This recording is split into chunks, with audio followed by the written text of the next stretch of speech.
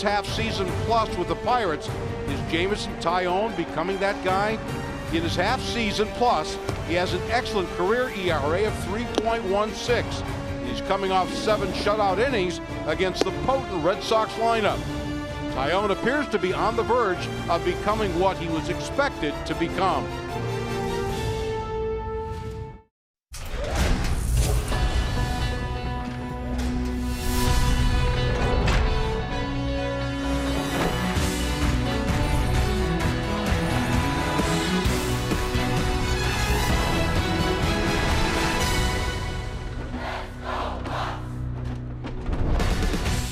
You are looking live here at PNC Park, where it is raining.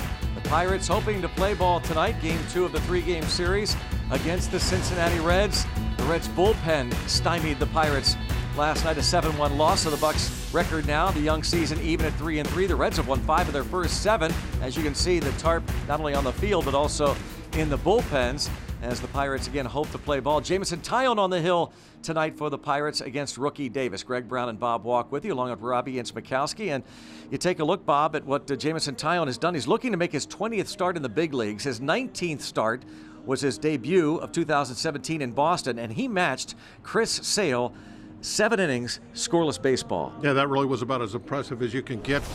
What he was able to do on the road against the Red Sox, just fantastic. All the strikeouts. Greg, I'll tell you, if you were a mad scientist and you were going to build a starting pitcher for the major leagues, would you just kind of put what you see with Taillon, put that together? The type of pitches he throws, the mound presence, the makeup. Everything is there. I mean, that's the kind of guy you would design to have a big league pitcher. And that's what Jameson Taillon is right now for the Pittsburgh Pirates. I like that.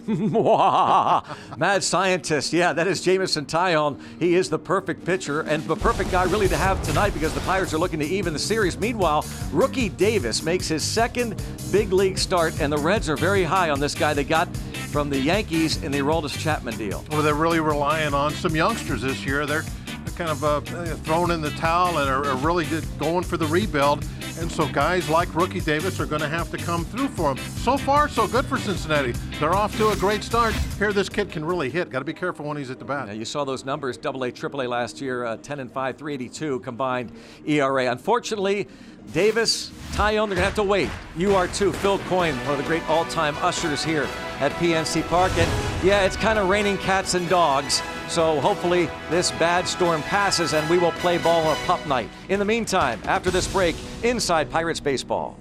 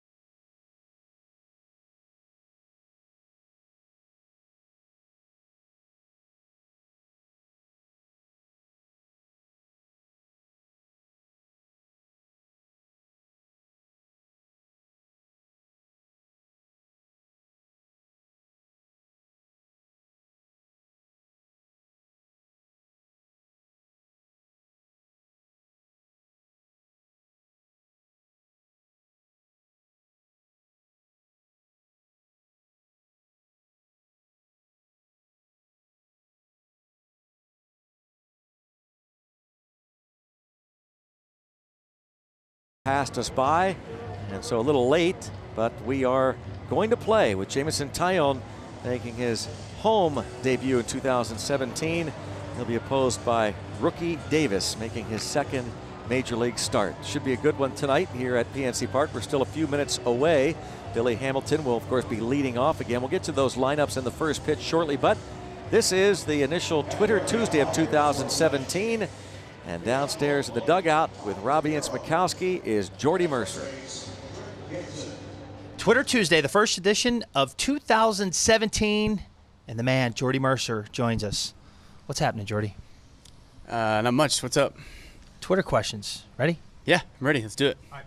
First question isn't really a question. It comes from Derek Paul. It says, hey, Jordy, big fan. I don't really have a question. Just wanted to say, what's up? Derek, right? Is that his name? Derek? Hey, Derek, what's up, man? Just give you a heads up, gives you a holler. Hope you're enjoying this season so far. A little rainy day, a little overcast, but it should be clear up time game time rolls around, and hopefully we can get back to winning ways against the Reds. Beautiful. I'm sure Derek appreciates that. Bob wants to know, what do you like better, pumpkin pie or apple pie? Pumpkin pie. I've always been a big fan of pumpkin pie. Apple pie's good too. Don't get me wrong. Apple pie's good too. But pumpkin pie is always good for Thanksgiving, Christmas time. Always load up, and then you got to finish out with a pumpkin pie. So I put a little whipped cream on top too as well to make it extra special. And I don't know. I'm a big fan of pumpkin pie. Good insights right there. Next one, Riley wants to know, Jordy, what is your order when you go to Chipotle? I usually just get the chicken bowl, chicken burrito bowl, whatever it's called, and put a little queso. Oh, they don't have queso. Chipotle doesn't. The other place does Qdoba. Yeah, Qdoba does. And I'll do all the toppings. I like all the toppings. I like to deck it out and then put some hot salsa on there too as well, so I can get a little sweat going, and wash it down with an ice cold root beer. There it is. Megan wants to know. Now, Jordy, might have to think a little bit on this one. If you had to pick any 5 guys on the team to be your dodgeball team, who would they be?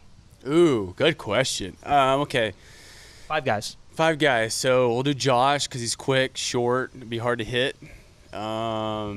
Rivero because he can throw 100, and I'd actually hurt the dodgeball. Yeah. Rivero. But a good pick, you'd win. Yeah. David Freese would be the team captain because you always gotta have a captain, gotta have a leader. Let's see.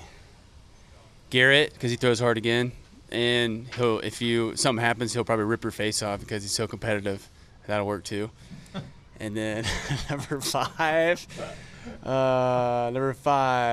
Let's see. Cervelli, because if you can catch it, you're out, right? So correct. If they throw it at Cervelli, he's probably going to catch it since he's a catcher. So that'll work. 5 guys. That is fantastic reasoning and great detail. Billy wants to know, Jordy, what kind of hunting do you do? So this is a general question. Obviously, you have Mercer Ranch back in Oklahoma. What do you do? What kind of hunting? Mostly deer for me. We have turkeys on there. We have quail. Our quail population is starting to grow now too as well, but mostly deer. That's what we kind of pride ourselves on. We've been feeding year-round the last 4 or 5 years now, and our population has been growing, and the size and the dimensions and the health of our deer in general has been increasing. We've been seeing numbers grow big time over the course of the years, and we put our trail cameras early and see what we got for that giving off season. So we'll put our trail cams probably end of August, first part of September, and see what we got. And it seems like every year the population keeps growing, and so we must be doing something right because we're feeding protein year round, and they're crushing it. It seems like we just have one big feeder that we put about 25 bags in, and it's pretty neat. Good. Okay. Zane wants to know, what is your favorite thing about Mercer Ranch and why? Oh, man, to get away. I mean, I think that's the biggest thing for not only myself, and I mean, my dad obviously lives there, but for me and my brother-in-laws and whoever comes down, just to get away from the madness and get away from the big cities, because you know how we travel all the time, and you barely get cell phone service out there, and you can't check your Twitter feed, you can't check your Facebook, you can't check none of that stuff because you don't have any service. So I think that's the coolest thing, is just to get away and enjoy the outdoors and rest and relax. All right, the final thing comes from @RootSportsPit. Our question to you is, how much did you enjoy having Jack and Cliff, two of our producers and camera guys at Root Sports, up there for Inside Pirates baseball. Oh, it was awesome. It really was awesome. It was a good time. I hope they had a good time too. It was amazing. It really was. I mean, it get to show not only them but the fans that watch it a little bit of what we go through and what we do and what we like to enjoy in the off season. And the weather was kind of chilly, but it wasn't too bad though. It was all right, and I mean, we enjoyed ourselves, man. It was awesome. And not only did they get a chance to see the farm, but they got to see my hometown where I grew up to as well, and just some bits and pieces here and there. But it's a small town. Don't want to miss it, guys. Make sure you tune in. Don't want to miss it.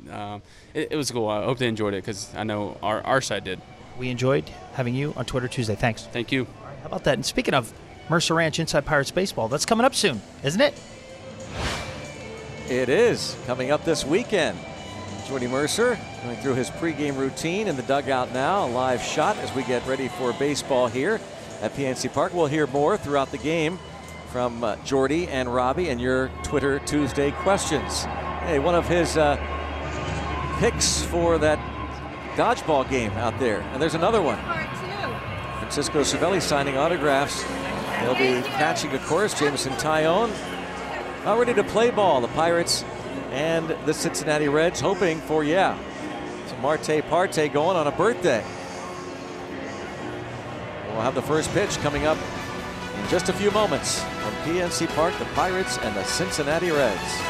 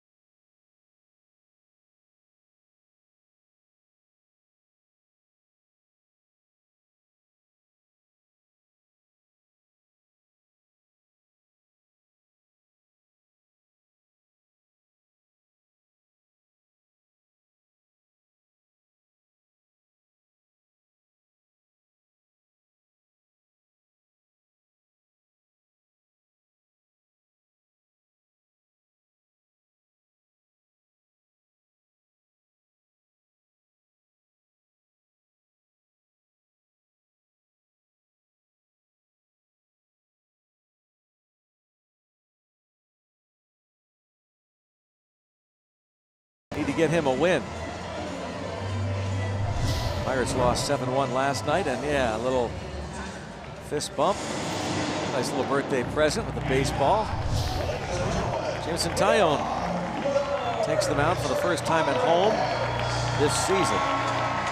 Taillon pitched that stellar game at Fenway against Chris Sale and the Red Sox. No decision. As we mentioned in our open, this will be Jameson Taillon's 20th major league start. 5-4 last year in 18 starts with a .338 earned run average. His start 6 days ago at Fenway, 7 innings, 5 hits, no runs. He walked 3 and struck out 6. Good look there. That is a great look, isn't it? That's what it's like to knock some of the dirt away from that rubber, throw your first couple pitches. Billy Hamilton will be leading things off. And the rest of the Cincinnati Reds lineup. Hamilton, by the way, is a .327 career hitter against Pittsburgh. Jose Peraza at shortstop again tonight. Zach Cozart bothered by that sore wrist. Joey Votto hits third. Adam Duvall is in left. Eugenio Suarez homered last night. Scott Schebler is the right fielder. Scooter Gennett inserted late into the lineup last night and homered. followed by Tucker Barnhart and Rookie Davis. Taillon in that first start, Greg, we've talked about it a couple of times now, was just absolutely fantastic. You go up there and Fenway Park, all the history. It's the opening series of the year, and he didn't faze him at all, and went pitch for pitch with Sale, one of the best in the game. Josh Harrison is back in the lineup for the Pirates. We check out the defense brought to you by Honda. His double play partner is Jordy Mercer, David Freese, Josh Bell on the corners. Outfield left to right, Polanco, Marte, McCutchen, with Cervelli catching Jameson Taillon.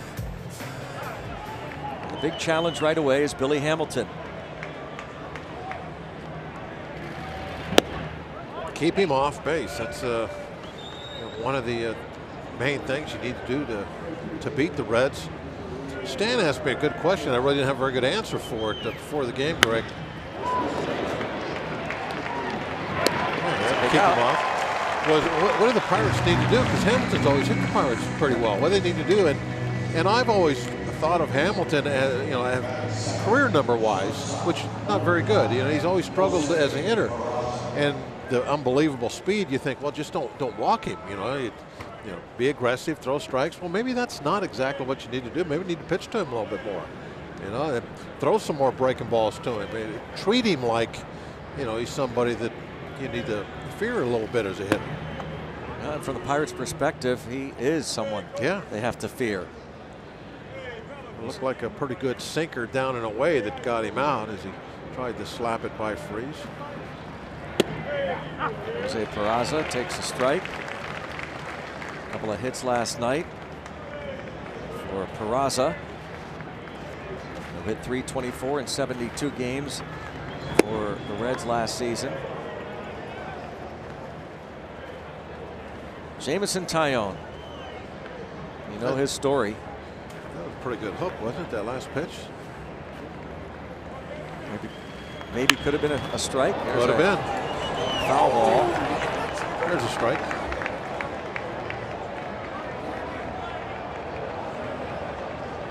Taillon is 25 years old, 6'5", 220 pounds. He was the Pirates' first-round pick 7 years ago, second overall pick in 2010. Marte.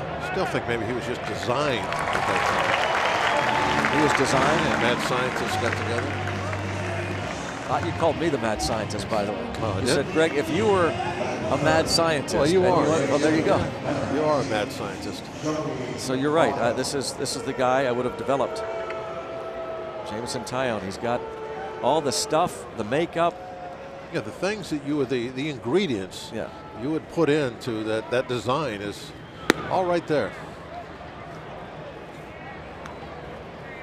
I mean, he can throw hard, but there's much more to him. He's got the full complement of very good pitches. He's got that makeup. There's the mad scientist. Yeah, I was just going to say, there he is. Dr. Ray.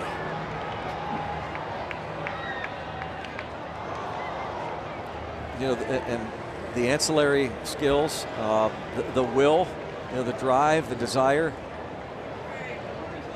to be a great pitcher. He loves the game itself, the history of it. A good breaking ball. If you remember too, he got a line drive off his head last year, didn't he? And yeah, he did. Right? And he did. Yep. Stayed in the game. He acted like it didn't even hit him. Remember, he just stood there, unhuman-like. Yeah.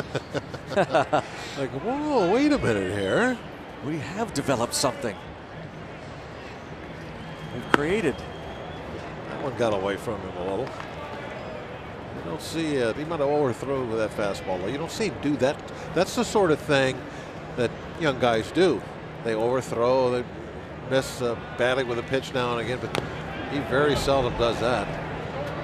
Wow, how about that? Non-swing from Votto. He took a swing like that last night and came up empty. He is really an interesting cat to watch, isn't he? Yeah. It's like he tries to hit the ball.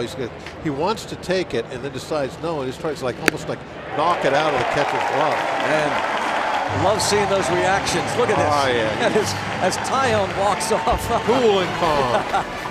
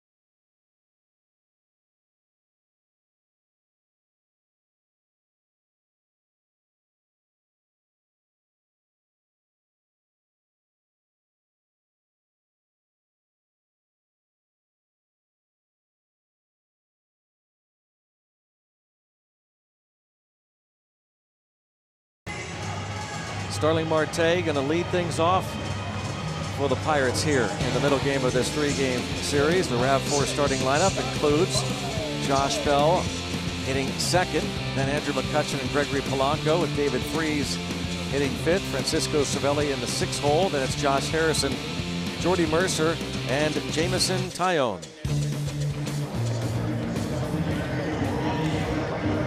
Take a look at the rookie Davis, his first start.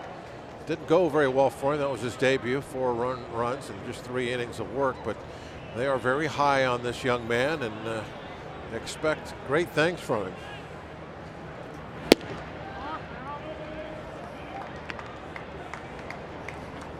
Starling Marte has hit safely in the last 5 ball games. Pirates playing their 7th game of the young season.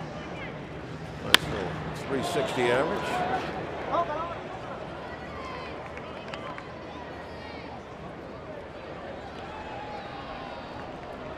One for 4 last night.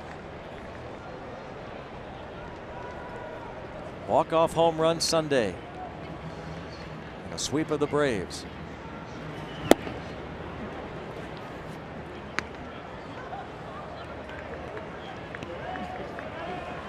Last night, Marte singled in the first, fought one off against Brandon Finnegan. He's the Marte fan, that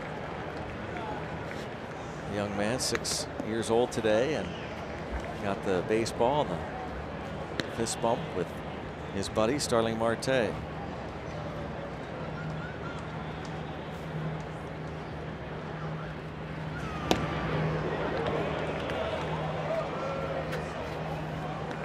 Which Marte are we going to see this year, Greg? We've The seen a long little ball, bit the of home runs? We've seen a little bit of both the first yeah. week. Now this is the same lineup we saw opening day against Atlanta with the 1 through 8. Pirates won that game 5-4 on Friday. Strikeout and a foul tip. Marte struck out his last 2 times up last night. A little bit of a chase here, going down and away. 94. A little cut movement. You can look at that nice spin it had, a little off-center spin. Gave it that cut action. It started to run away from Marte. Definitely kept the velocity, even though it put a little spin on the ball at 94 miles an hour. Rookie Davis was a 14th round pick of the New York Yankees in 2011. Josh Bell takes the strike. 6'5", 255 pounds is rookie Davis, and he's facing Josh Bell with 1 out. Davis put together. 255. Big legs, a lot of drive. Out of Dixon High School, Holly Ridge, North Carolina. Popped up on the infield. Third baseman Suarez says he's got it. High pop up. And it brings up Andrew McCutchen, and we're going to get to our Barrel Automotive League leader stat. The players with the most walks against a single opponent last season. Andrew McCutchen walked 20 times against these Cincinnati Reds. The Diamondbacks' Paul Goldschmidt walked 19 times against the Rockies. Bryce Harper of the Nationals 19 times against the Mets. And you see Mike Trout against Houston. Jock Peterson of the Dodgers against Colorado. Also picked up plenty of bases on balls, and there's an opposite field single for McCutchen. It had that shift on, and Kutch ended up going the other way. This ball right through the second base position. Shot it through there with some authority too, though. Wow, you can see Votto was over there all by himself. And McCutchen's first hit since his 3-hit afternoon on opening day here at PNC Park on Friday, home opener.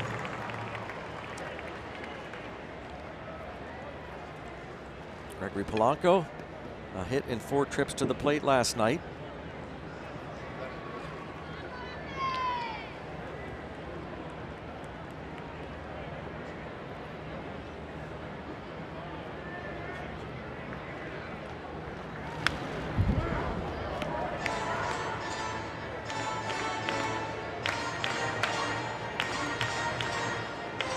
Reds have done a good job against Polanco since he came to the big leagues, hitting just .216 against Cincinnati pitching.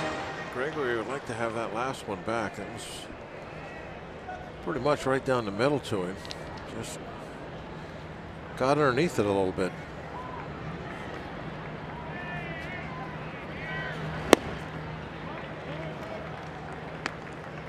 Laid off a close one there, a little breaking ball.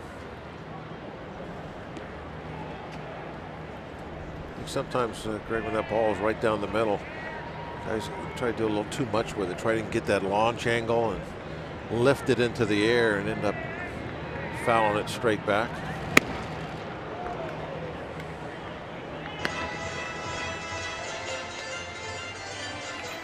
Up and down in the zone, starting with that pitch in the middle from rookie Davis. That one upstairs.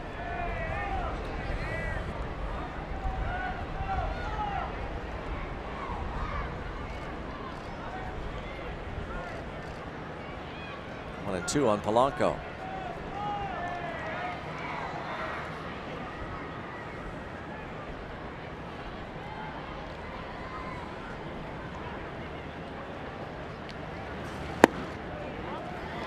That'll even things up. Polanco, 7 hits and 26 at-bats. No walks, 4 strikeouts. The early numbers through the Pirates' first 6 games of the year.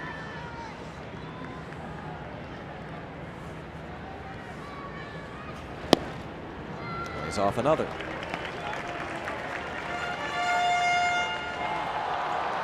Rookie Davis, 10-5, 3.82 ERA last year, combined AA, AAA numbers with the Reds after they acquired him in the Aroldis Chapman deal. And now there's a 3-2 count, 2 outs. Maybe Polanco will get that pitch down the middle again. Although I think I just saw a changeup called. Walked him. Yes, indeed. Went with a 3-2 changeup. Didn't come close with it. Rookie Davis walked 2 Phillies in his first big league start on Thursday. Lasted 3 innings. Daniel Nava hit 2 home runs off of rookie Davis, whose real name, given name, William Theron Davis III.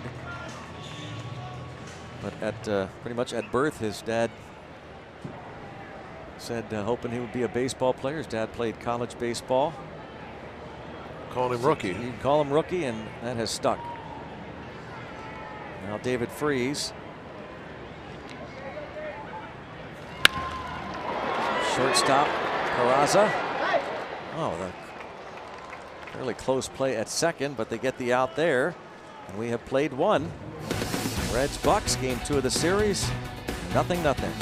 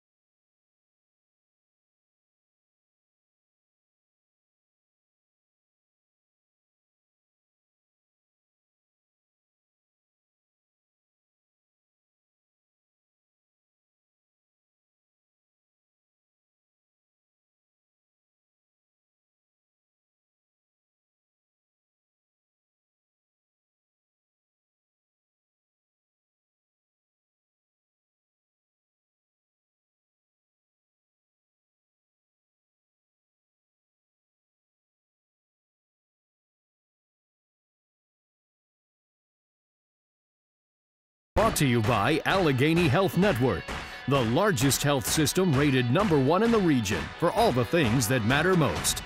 By Bordas & Bordas, official legal partner of the Pittsburgh Pirates. And by Kenny Ross, Total Confidence Pricing. Let's go Bucks! 0-0 through 1. Tyone versus Davis. Pirates Reds. Second of 19 meetings this season, and yep, it is a pup night. I think it's National Pet Day today.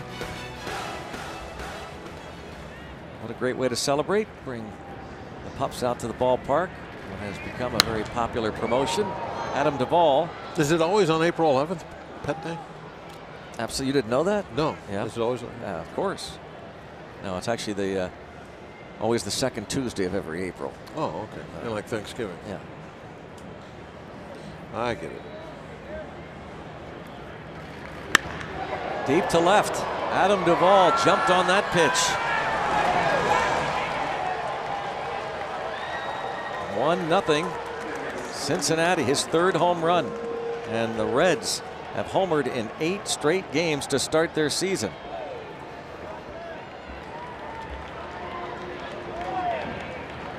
Not bad. I think that was a pretty good fastball inside. 95, good velocity. Maybe he didn't want it downstairs or around the knees. Probably rather have that elevated a little bit up above the waist to kind of crowd him a little on the hands, maybe, but not a bad pitch. You got to just kind of give Duvall a little credit there. Nothing cheap about that one either. That was a long way. Give him a lot of credit, in fact. She's happy. She's got that souvenir. Home run ball. That looked like a pretty good pitch there, but that's called a ball 1-1.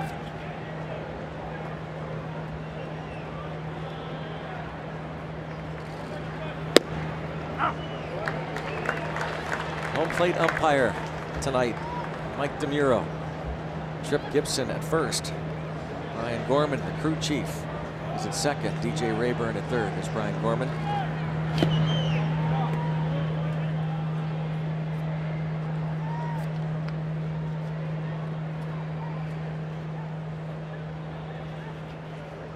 Tyone gives up his first run of the season. He had pitched going back to last year, 13 consecutive scoreless innings. Freeze. The close-up of him before he threw that last pitch. Nothing on his face and his demeanor would let you know that he just gave up his first run in 13 innings, a long ball. Again, part of that makeup we talked about. That's one of the kind of the signature things about Jameson is pretty much stays the same no matter what's going on around him. There's a good first pitch curveball strike. Go for that heart of the strike zone with the strike one pitch.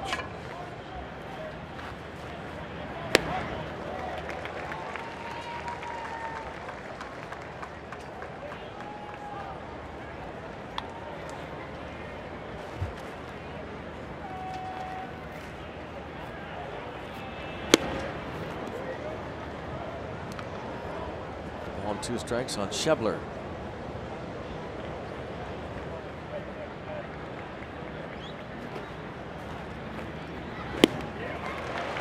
Down on strikes. The bottom fell out of that.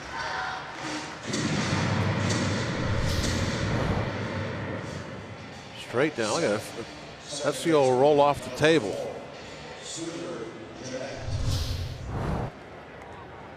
Tile made 19 starts. What would they call that back in Steve's day? The drop? The drop. Yeah, drop ball, drop The ball. old drop ball. The old drop. Scooter Gennett homered in last night's game off Antonio Bastardo. He has 2 hits and 15 at bats, both homers.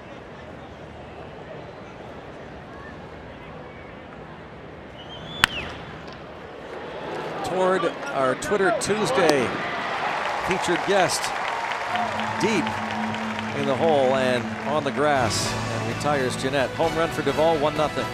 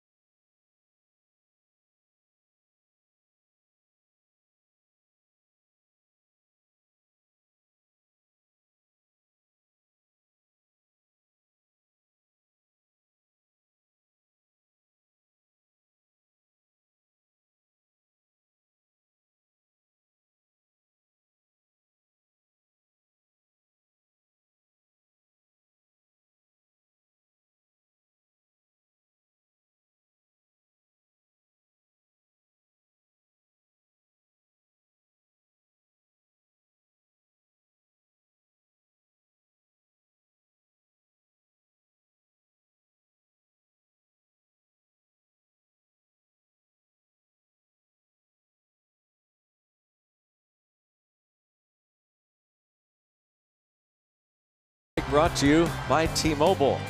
Some news and notes around the major leagues. Buster Posey was hit by a pitch in the head last night and today placed on the 7-day concussion disabled list.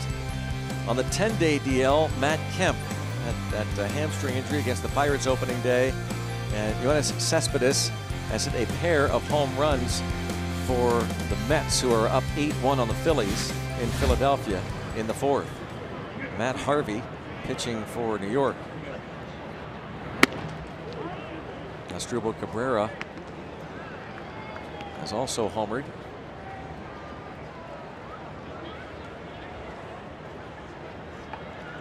Leading off, Francisco Cervelli.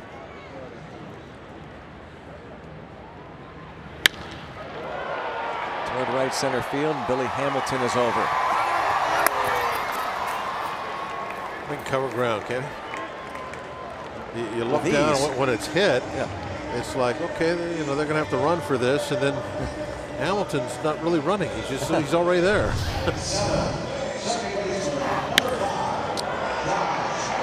Got to be fastest guy in the game, I would think.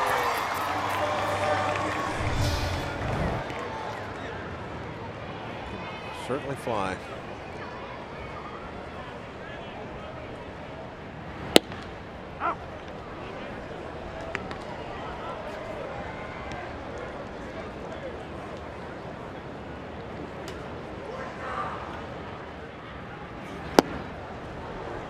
Jay Hay not happy with that swing.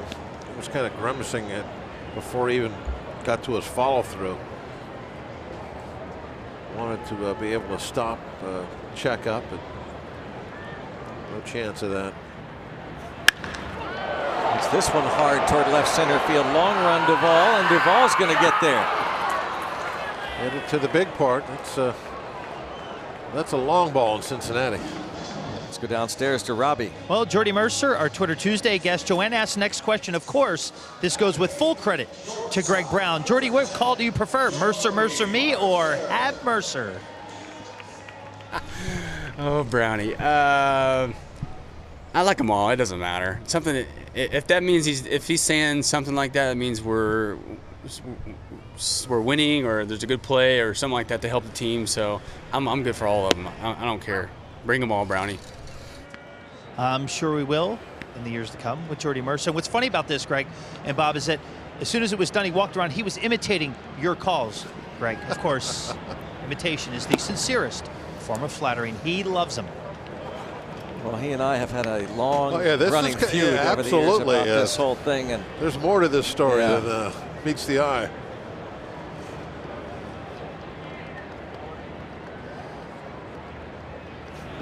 Tongue-in-cheek, I think Jordy thinks that I really have not given him the proper due. Jordy thinks that when somebody hits a home run, it's, you know, it's clear the decks, cannonball coming on, you know, and then when Jordy hits one, there's a fly ball to left.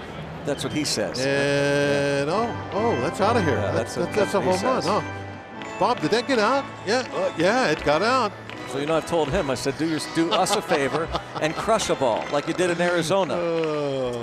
So we don't have to worry about it. Yeah, he's one of my favorites of all time, no doubt about that. Just such a pro.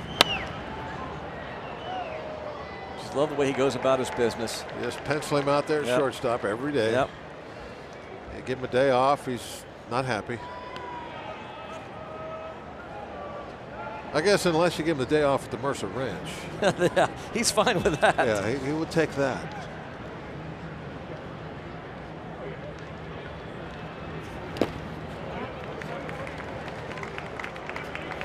Now 3-2.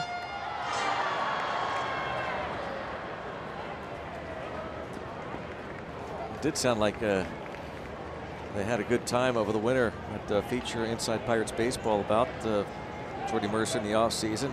You go out to Mercer Ranch, follow him.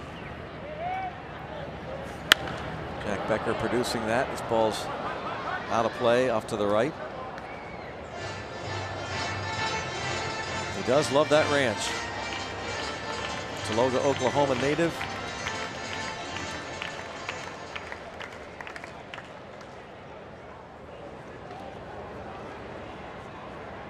I hope he hits a home run tonight so bad. I want to hear something really strong. What do you consider strong, by the way? I want to hear a clear the decks on a Mercer home run. By the way, what was the other one? He said, what was the choice between Mercer, and me, and what was the other one? Have Mercer. What is that? What's have Mercer? It means you're killing us. Have mercy. Oh. It's a play on Full House. Like I said, what's that? Come on. What's your prefer? Is there any question what you should prefer? Bob? I like the Mercy Me. Thank you. That's my favorite. hardly ever get to hear it because you Is that my fault? you kind of soft pedal his home runs. I agree with him. Yeah. Yeah, there's a fly ball. Look out of that dugout.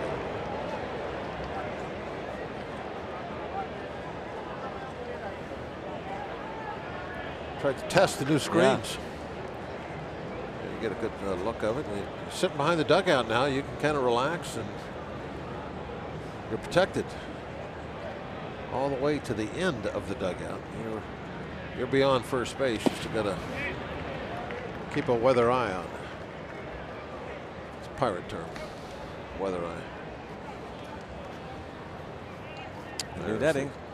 Into the netting there at the end of the dugout. Well, that's a strong looking cable. Huh? Thick.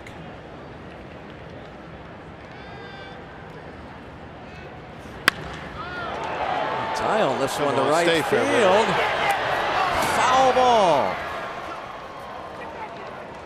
Jameson Taillon, who picked up his first career RBI against the Reds in September last year.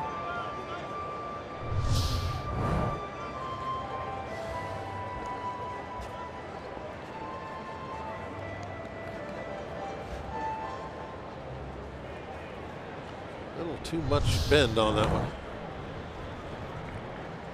What do you think of the pitchers all wearing the jaw guard? I think it's good. Yeah. Makes sense. Doesn't I can't imagine how that would really bother you at all. It's just a little piece come down on your jaw. It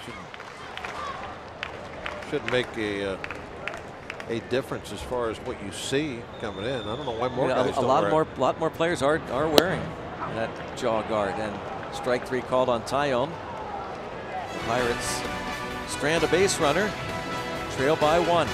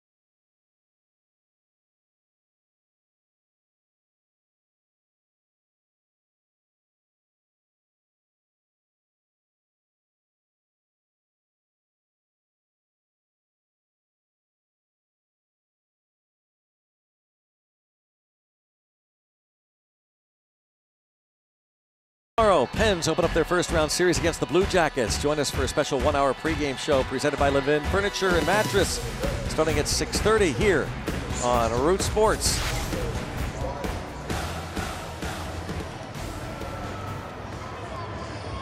Tomorrow night, a busy place here on the North Shore and over by the arena. Pirates will conclude this opening homestand tomorrow night. Ivan Nova pitched so solidly opening day against Amir Garrett.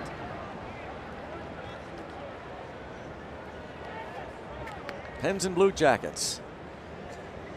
Get that series going as well tomorrow night. Good luck to the Penguins. There's Ivan Nova. It'll be much nicer temperature-wise tomorrow for Nova.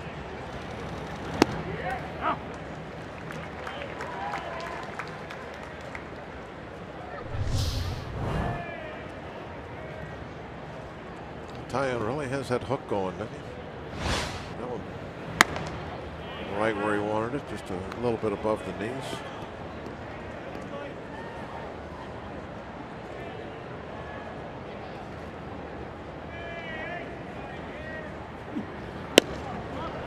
Another one of those ingredients, the command of an off-speed pitch.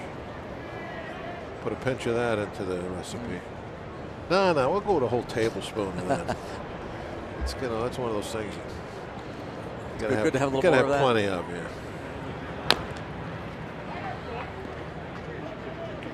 It's like chopped onion. Yeah, throw some more of that in there. Not just a pinch. No, we need a lot of onions.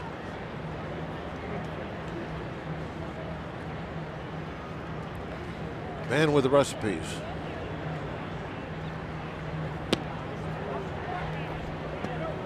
Falls behind 3-2. Change up there, I believe. Just a little outside.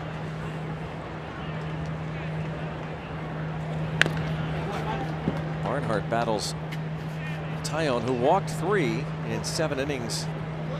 His season debut against the Boston Red Sox. Tremendous command last year, by the way. Kind of a high number Yeah, for it him. is. In 104 innings, only 17 walks in the big leagues last year. And he'll get Barnhart to start this inning. He made 4 starts at one point last season without allowing 1 walk. Over like almost an entire month. At one point, a stretch of 25 consecutive innings without allowing a walk. And Tyler Glass now, you can see, still kind of looking glum, disappointed, and trying to shake it off after the game last night, talking about how he just needs to concentrate on the next start. Does not really want to dwell on it. Clint Hurdle talked about it after the game. You want to get ahead, you want to use the fastball a little bit, but the fastball command wasn't where it needed to be against the Reds or against any club up at the big league level. Talked about the challenge in front of Tyler Glass now. And those challenges will continue. Clint Hurdle said they're not going to change.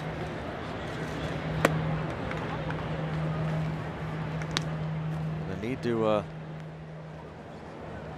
get it right. Saturday at Wrigley, and go up against the Cubs. 2-1 on a good hitting pitcher, we understand, rookie Davis. Well, he's big enough to hit it a long ways if he gets into one.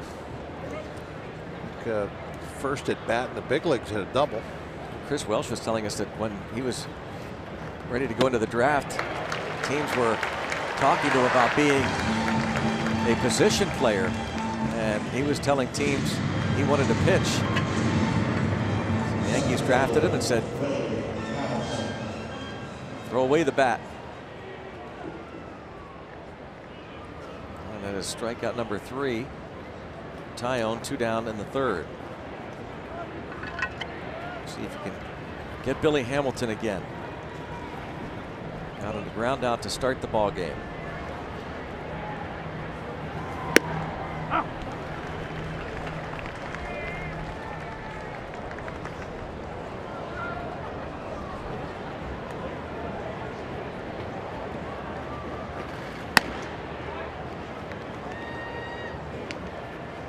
Yeah, a lot of times with 2 outs, so you're playing third base, so you'll stay back a little bit. Kind of think, oh, it doesn't matter. You're not going to bunt with 2 outs. Freeze well in on the grass. So with Hamilton up there, he'll turn a bunting base hit into a double. But again here, a routine ground ball out.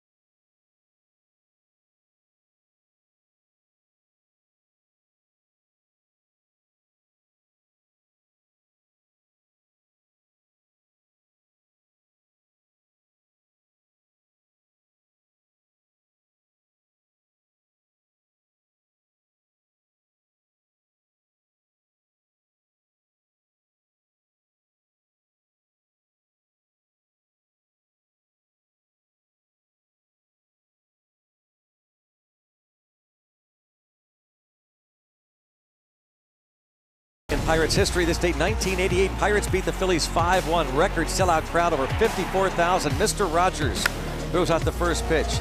Mike LaValliere brings home one of the runs. Barry Bonds with a homer. Mike LaValliere drove in 3 with a bases loaded double in the 8th. 54,089. Bob, one of the keys to that game was Doug Drabick left with the bases loaded, nobody out in the 6th inning. And Vicente Palacios comes in and strands all 3 runners. Remember Vicente Oh, Palacios? yeah, absolutely. He was one of the untouchables.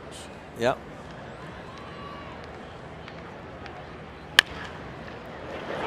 Just outside of third. Top of the Pirates order, Starling Marte. He started in my spot in Montreal when I had to fly to California. My mom had a stroke. Went out to California to see her, and so I missed my start because of that. And Palacios made the start. It was he threw like 7 shutout innings. I mean, pitched great, and I mean, couldn't have done better. Pirates won the game. The next day, I called Leland to see if I could stay 1 day more, and he asked me. He goes, did you see the box score from yesterday's game? And I said, yeah, I did. And he goes, well, take as long as you need. Classic Leland. A little subtle message there. Can I stay 1 more day? Did you see the box score? Hey, take as long as you need. So you're on the next flight back to Pittsburgh. Mom, you look like you're doing all right. Yeah, I'm out of here. I'm out of here.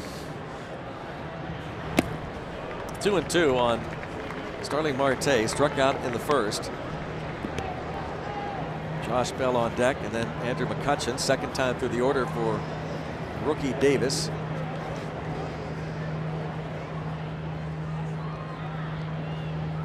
Now you're getting serious here. Now that is a nice setup right there. Look at broken back. Gonna fight that one off and drop it into left. Now we'll see if Davis can give Marte an opportunity to run. Yeah, happy birthday.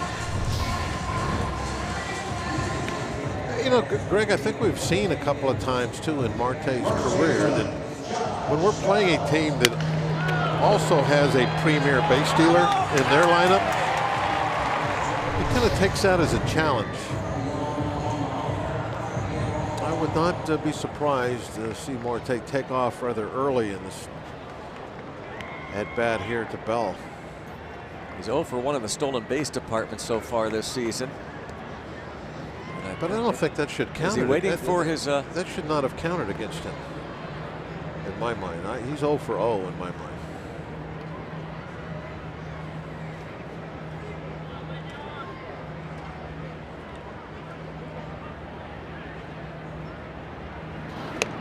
Stole 47 bases last year.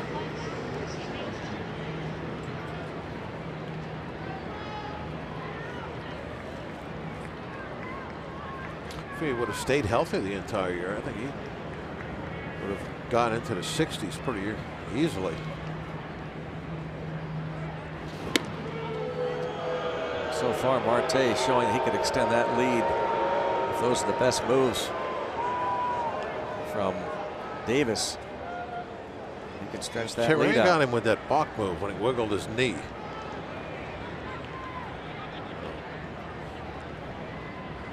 As long as he doesn't have a balk move, you're all right. Boy, that's a quick move home though. Sure was. Man, tough to get a jump on that. That was a slide step for you right there. Yeah. Big Daddy like Rick Russell. Big Daddy had one of the best. Oh yeah, he can run on him. No way.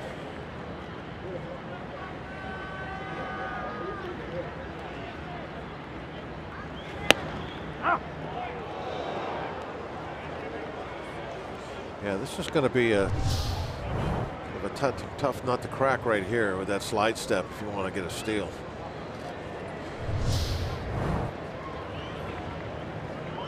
When you can get the ball into the catcher's glove that quickly from when you start your delivery, you don't really have to have a great pickoff move.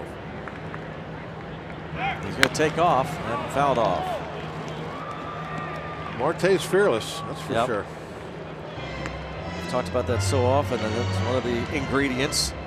You want to be a great base stealer, you have to be fearless. Everything just becomes a greater challenge. Okay, he's quick home. Well, doesn't matter. I'll get a better jump. Marte and Andrew McCutchen tied for 10th in the all-time Pirates stolen base list, each with 160.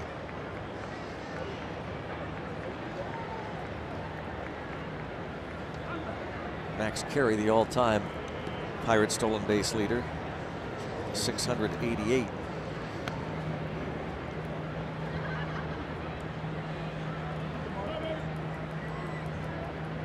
McCutchen on deck.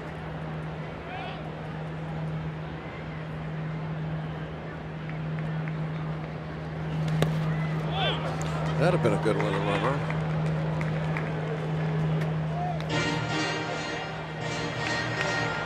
Saw that Davis was holding that set position a little longer.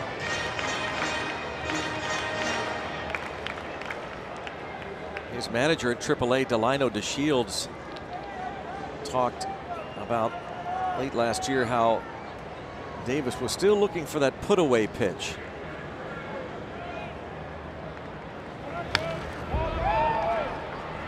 You get 2 strikes on a guy, can you put him away? And he was able to strike out Marte as Marte went out of the zone in that first inning, chased. And he's trying to put Bell away. With Marte posing maybe a little bit of a distraction.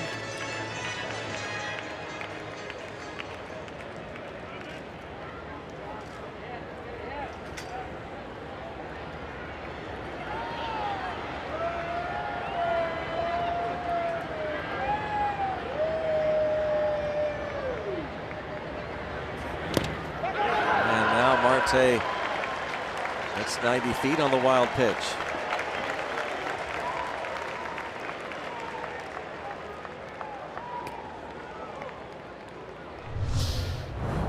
He's got a slider that is going to back foot. He's going for that put away, and Barnhart, he's called for the slider. He knows it's 2 strikes. He knows it's probably going to bounce, and he never tries to block it. Like there was nobody on base. Just tried to pick it like he's a first baseman.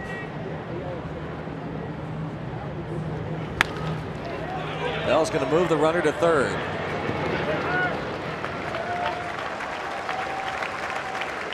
Runner at third base, 1 out. Let's go to Rob King to the studios in a game break.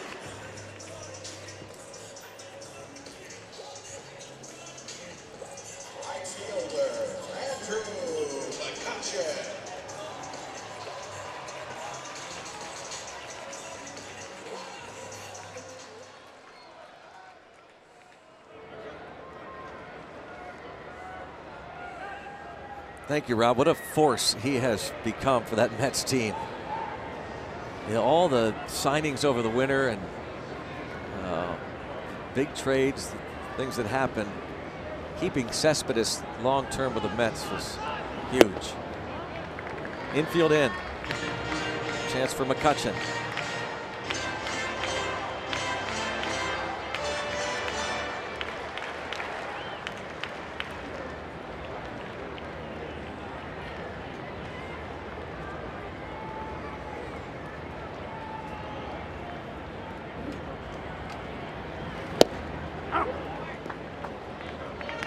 Paint there on the inside corner.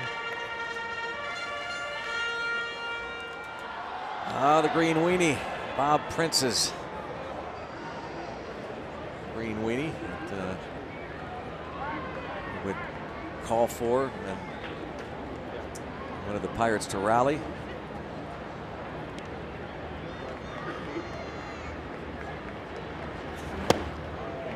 Two and one. Davis trying to crowd him a little bit right now. Or Barnhart calling for those pitches inside. A lot of times in this scenario, you'll have a hitter think about going the other way so he can lift the ball to the outfield. Seems like the outfield too, by the way, playing McCutchen awfully shallow. Look at the right fielder. McCutchen not going the other way for sure. He's trying to pull, and yeah, look how much room. And you know, of course, the Clemente wall is not very deep, and still look at all that room. I think that's very shallow, and you're not sneaking in trying to throw anybody out. There's nobody at second. Doesn't really make a lot of sense to play McCutchen that shallow.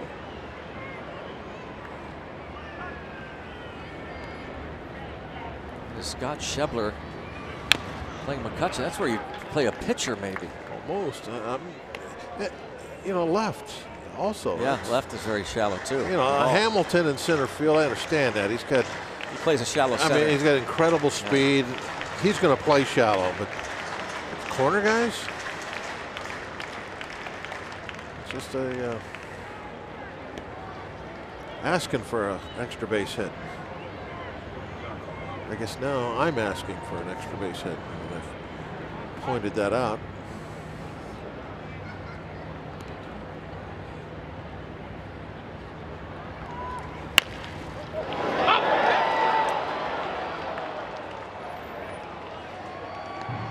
Stays 2-2.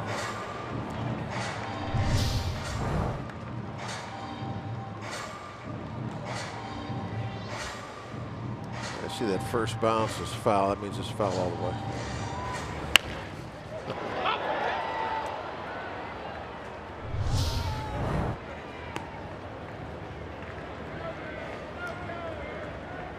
What if it had bounced back into fair territory? I'm not sure. I gotta get my rule book out on that, Greg. Where's my rule book? Yeah. Ask Adam Elmore. 3-2.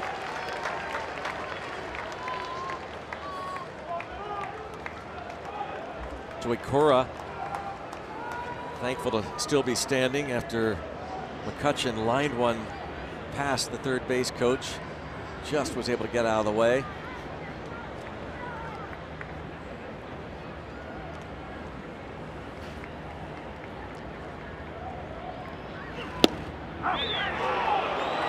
Caught looking. 8-pitch at bat, and that one just didn't catch the corner.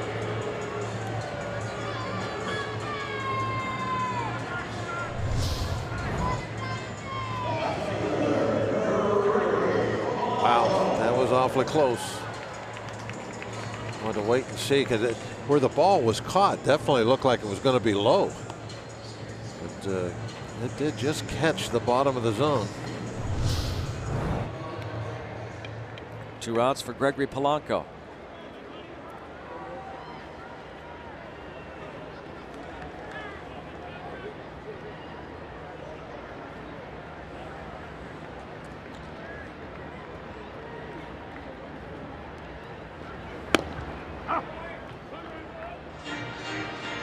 Now Davis gets that call. I think that might have been a bit in. Yeah, definitely a bit in.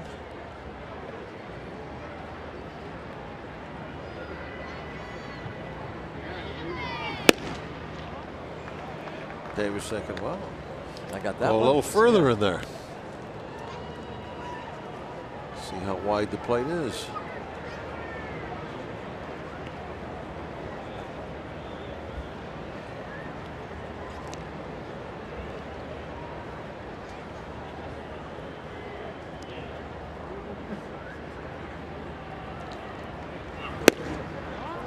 Further. You can see this at bat, they have a plan. They're going in. That hat getting a little wet, isn't it? Cool night, but Davis working hard.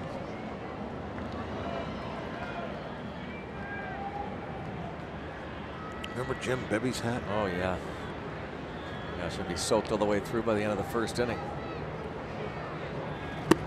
His hat looked like Davis's hat after about 5 minutes in the bullpen, getting ready for the game. And then as the game went on early, the sweat would just be dripping from the bill of the cap. Looked like it was raining. Yep.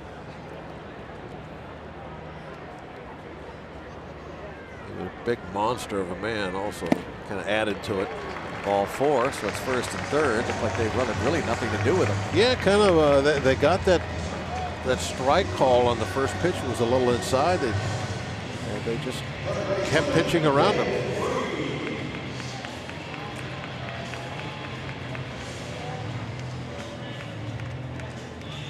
Jim Bibby, a teammate of yours at one point? Were you ever on a team with Bibby? 83?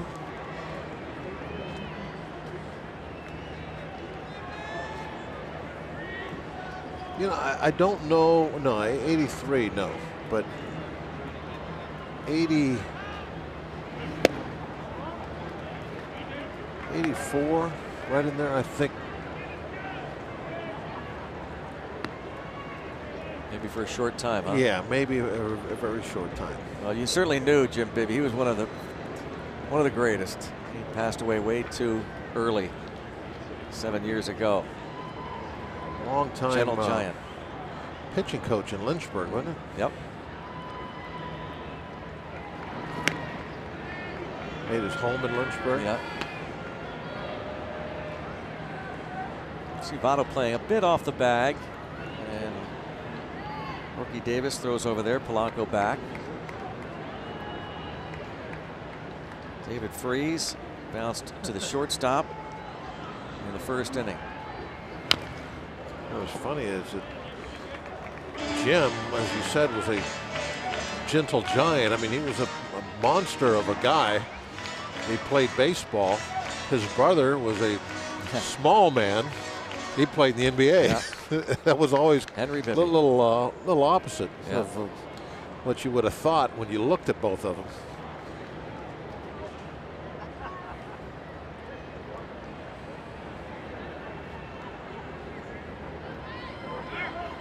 Runner takes off. They're going to throw down, and here comes Marte to the plate, and he's safe.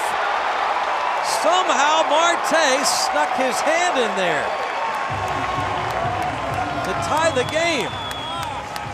That can be a little on the dangerous side at times, going head first into home, but a double steal to tie it up. Marte putting everything on the line to score this. Head first, wasn't worried about the shin guard, and because he's head first, he's able to get that arm over the plate. And now the Reds are saying it's close enough that they want to challenge it, I believe.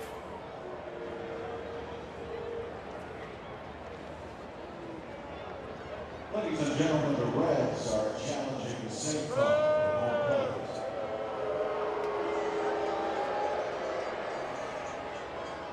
Mike DeMuro, the home plate umpire, called him safe. Crew chief now Brian Gorman, also to the headset. And because the original call is safe, there's going to have to be a pretty clear evidence that that tag is applied before the hand gets to the plate.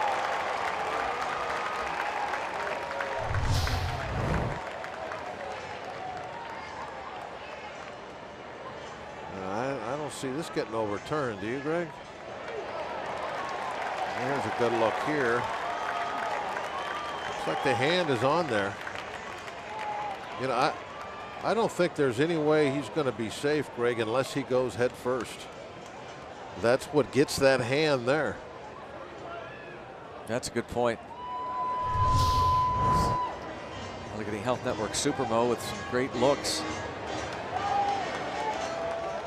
Not just wanting it badly enough to do anything. Be very fearless in going in there and reaching for that plate. Showing that great speed of his. I mean, the ball got there in plenty of time. It looked like he was going to be out easy. Like right there, the ball. Got it. It's like he's got the shin guard in front of the plate to block him off. That's a fantastic slide by Marte.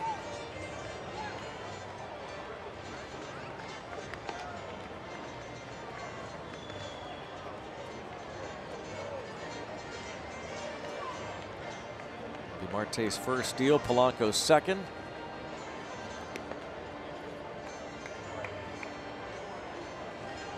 Safe, tied up at 1.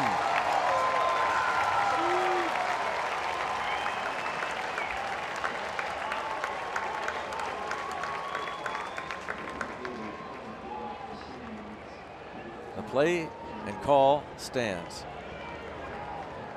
Yeah, there was just, I mean, how could you overturn it? That was one of those that you can't get that clear shot one way or another. All you can tell is it's extremely close. You got to go with what the umpire at the scene called.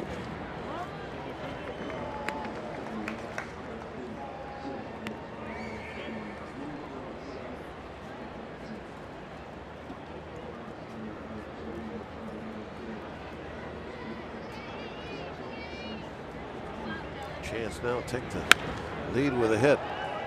Marte also the last person to steal home, part of a double steal back in 2015.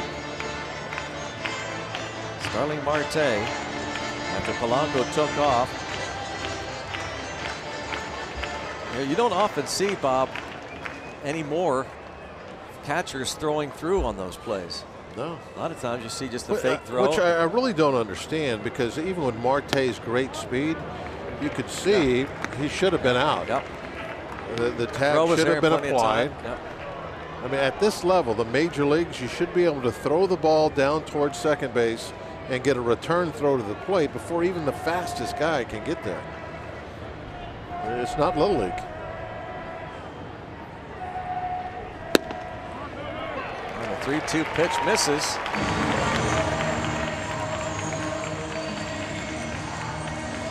It's the fourth walk, second of the inning for rookie Davis. Your last night's starter, Brandon Finnegan. So much attention on Tyler Glasnow, and it was a very disappointing start for the Pirates right-hander, having walked 5 in 1 2/3 innings and basically handing the Reds a 5-0 lead. But Brandon Finnegan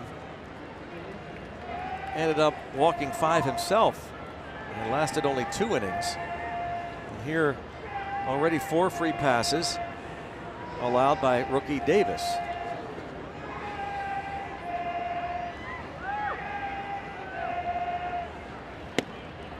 Elias Sports Bureau, doing all that research last night, found out that Tyler Glasnow and Brandon Finnegan, the first opposing starters since 1893 to walk 5 batters or more while pitching 2 innings or less. The thing I think that was really kind of got swept under the table a little bit last night, Greg, was just how poor the offense of the Pirates was. Just totally shut down. No hit by Michael Lorenzen, Cody Reed, and Wandy Peralta.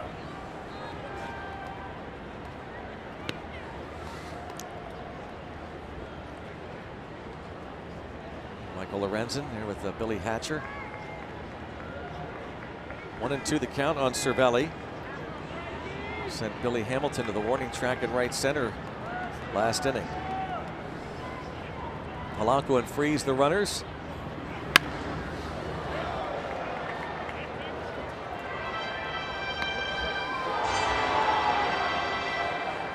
A ball and 2 strikes.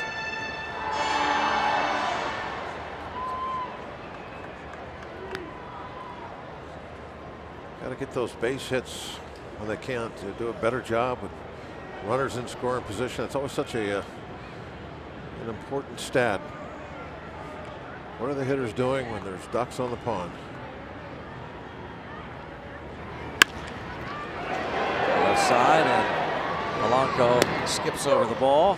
Suarez throws out Cervelli. Pirates out of a double steal. Starling Marte slides in and hit the attempted tag by Barnhart. It's 1-1.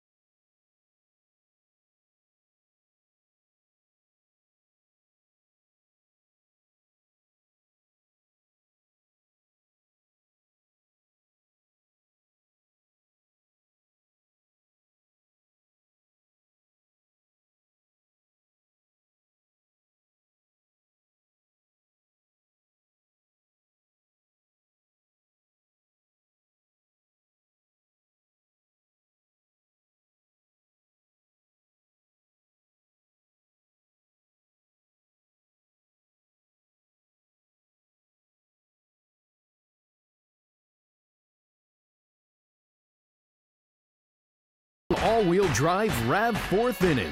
Toyota, what drives you? Starling Marte, his first steal of the season. Part of the double steal as he swipes home to tie things up at 1.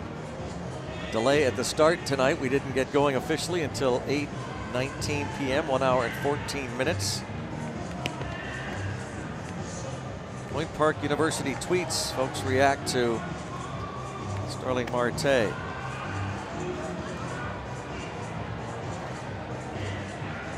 Great base running. Yeah, it sure was the perfect slide. I'll go with that bottom one there. Yeah. That was all Marte. Yep. He made that happen on his own.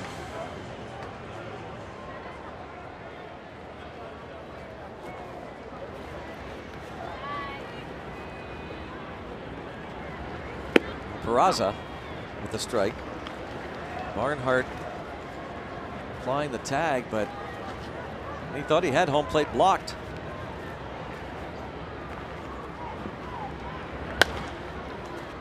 The other way. A base hit, and thinking two. McCutchen towards second, and safe there. Hustling double for Peraza. Thought for a moment that Peraza may come off the bag as he was sliding to the outfield side.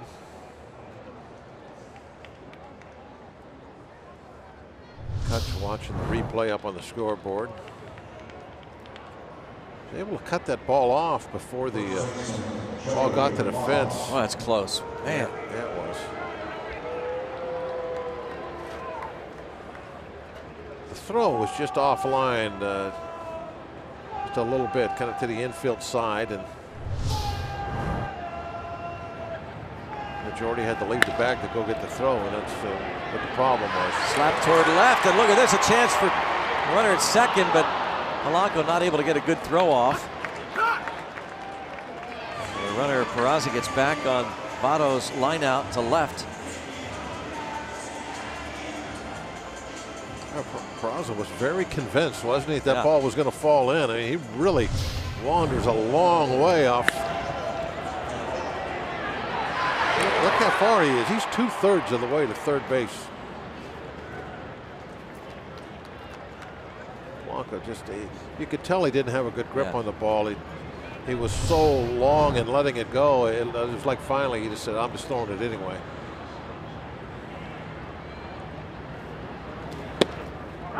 One thing, the outfielders just aren't used to making those, quick moves with their glove and throwing the ball like, say, a middle infielder would be turning a double play. And it's much more difficult for them too because they have those big gloves. Twice this, well, not twice the size, exaggerating a little bit, but they are much larger than what those infielders are using. And sometimes you just can't find the ball real quick. Get feeling around for it in there. It gets up in the webbing. There's a trusty old piece of leather right there. Came off the DL. One of the steers out on the Mercer Ranch, leather. Fixed that old Reliable, didn't he? The one they had to pull from the game was on the DL for a brief time, but now it's back. You know he hated to do that. Yeah.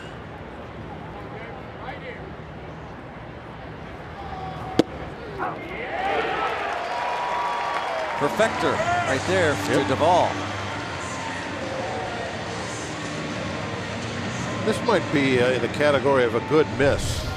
Look where Cervelli is wanting a high fastball up around the letters.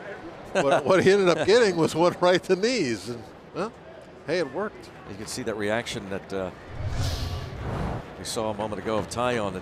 That's what he thought. Like, okay, I'll take it.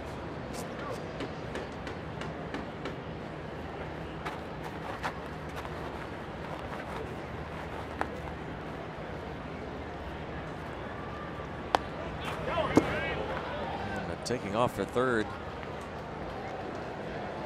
is Peraza. Uncontested steal. Could have easily been called indifference. Nobody paying attention to him at all. Nobody covered the bag. Didn't really care. The reason reason for that, of course, is there's 2 outs. It doesn't gain that much of an advantage getting the third. And you don't want Freese breaking to the bag and a ground ball going into that hole at the same time. So you make that decision to have Freese hold his ground, leave third base uncovered. You got to make a choice. You can't do both. You can't cover the bag and protect against that base hit.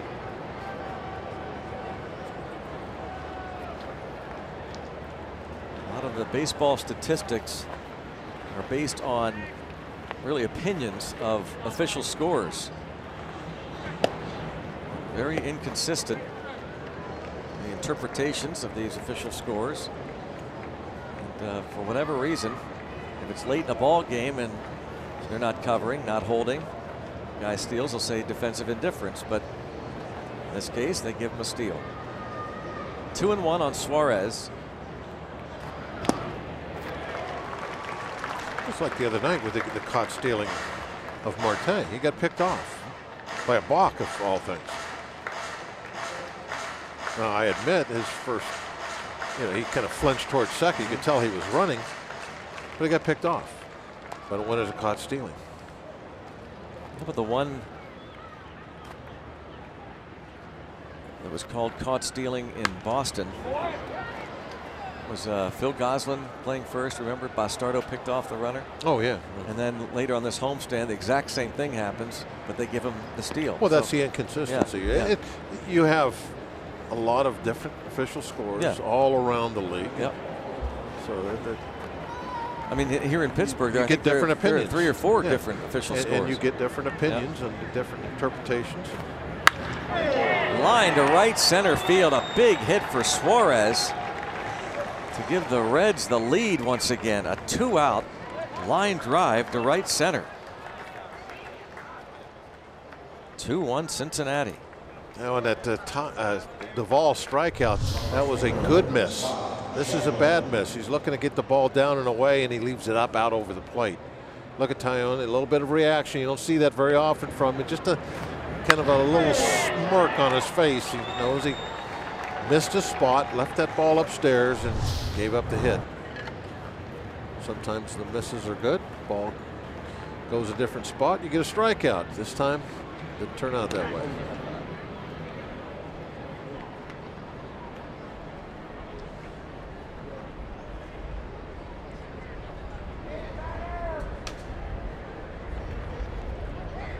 Suarez had a stolen base last night.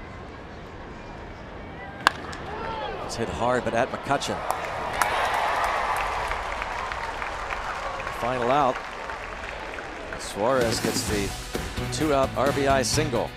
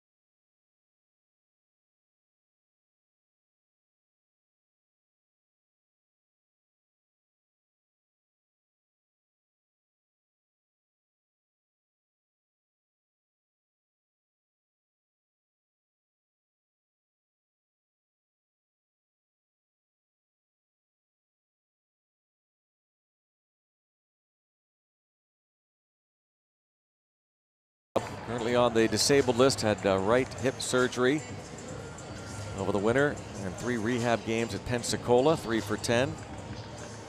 Hoping that Mesoraco returns to the field before too long. It has been a rough go. Yeah, he really a lot of health problems since really looking like he was going to be one of the better catchers in the league when he first came up and became the everyday catcher for the Reds.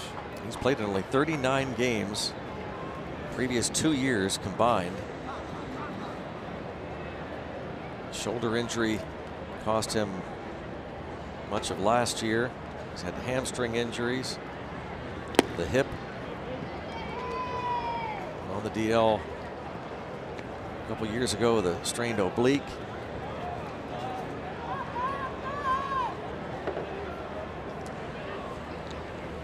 Well, the Pirates find themselves down a run again. Bottom third of the order, Josh Harrison lined a ball to the warning track in left field in the second against rookie Davis.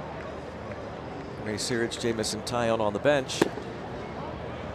See if Davis can open the door once again, as he has walked 4.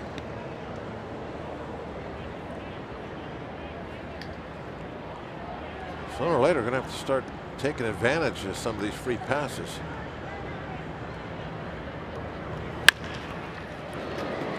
Hugging the line, but foul.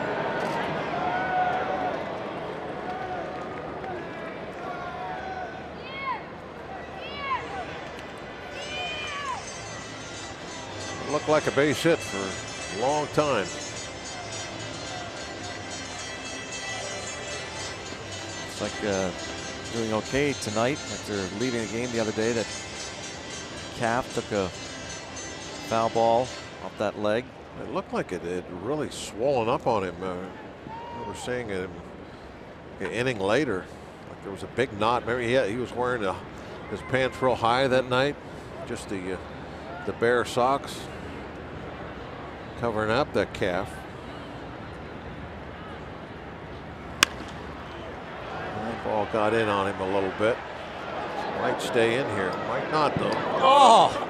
Misjudged by Suarez once he got onto the rolled up tarp. That's the thing. Once you get on the tarp, then you really can't make many adjustments. That's right. It's not like you're just standing there and can take a quick back step, but you're on the tarp. Where are you going to go? J.A., great reaction.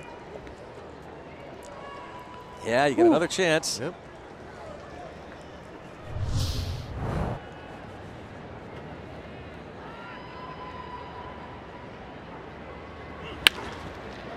This time a ground ball to Suarez.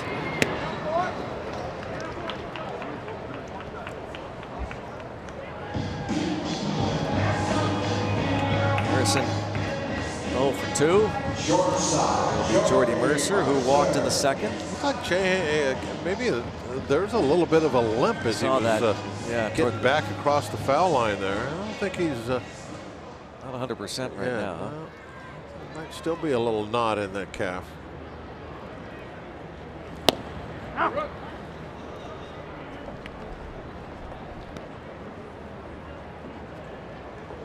To send that calf to the Mercer Ranch.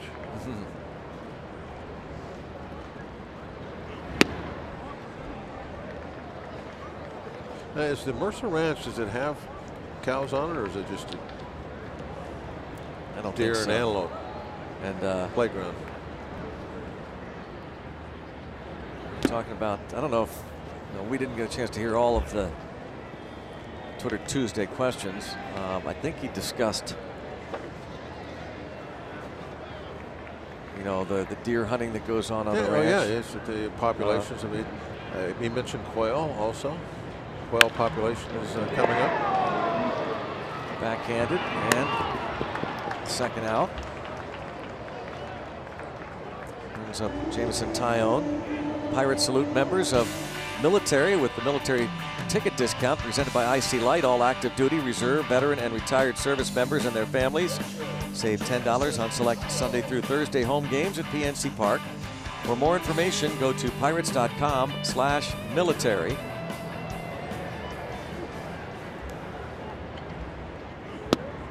3 straight ground ball outs to the third baseman Suarez. Going back to Cervelli's ground out that ended the third.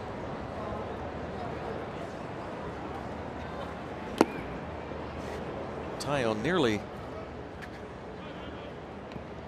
doubled the other way in the second before striking out looking. Pirates with just 2 hits.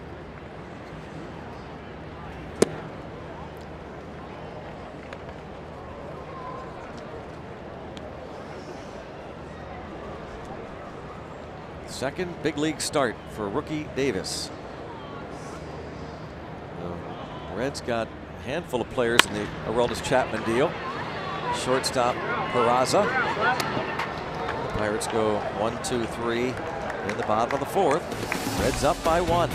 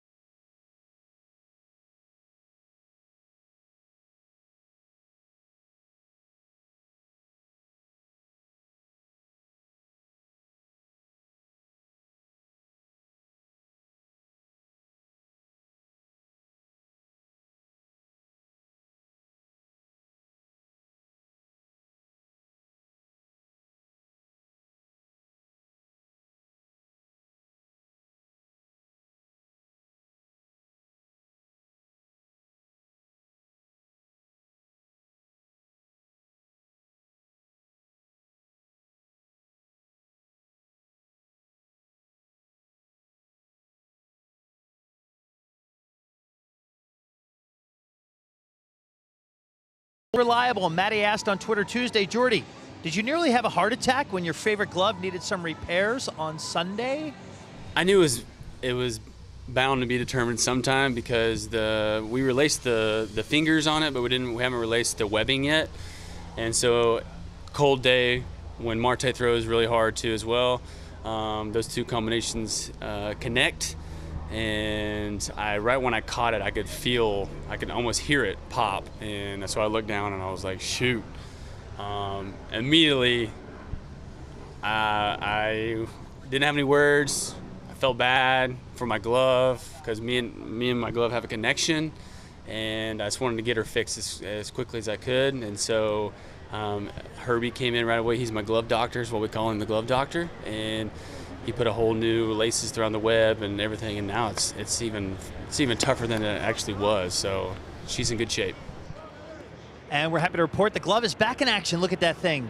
Same glove since 2009. It's been stitched and restitched, laced and relaced, patched and repatched on the inside, the outside, and saved for use every single season. Greg and Bob, you guys have been around a long time. I don't know how many gloves you've seen being used for 9 consecutive seasons, the same glove. That's a long time right there. 9 years out of it. I know how he is. I didn't go through a lot of gloves. That glove was so important to you. You called yours Old Reliable. It was. I didn't call it. Yeah, I remember. Bob Patterson, whenever it needs stitched, you went to your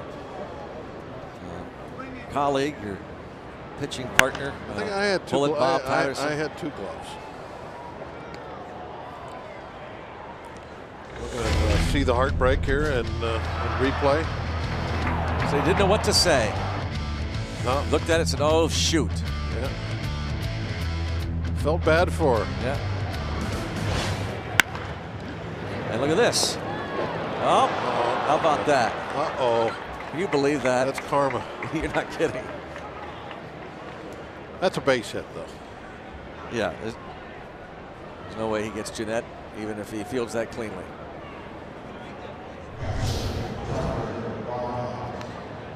Goes to the old girl's backhand. Came up a little bit.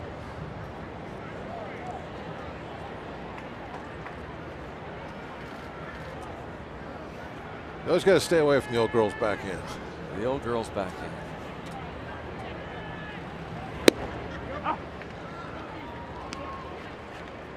Tucker Barnhart takes the strike.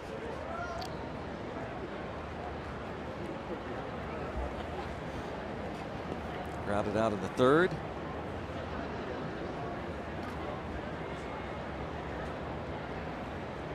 Taillon's gotten 5 ground ball outs to this point.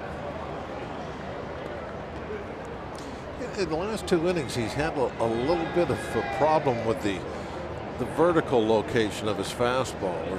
There's been some high targets and he's missed downstairs, and a couple low ones where the ball's gotten away from him up a little bit.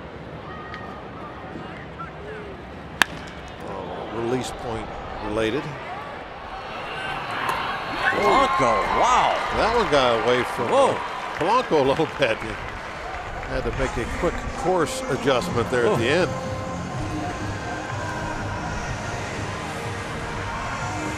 Up on the scoreboard of that last play.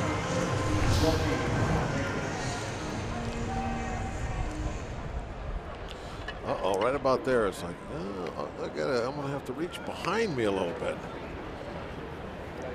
Oh, it just tried to get out. Did you see that? Just kind of pinched it in there between his thumb and his pinky.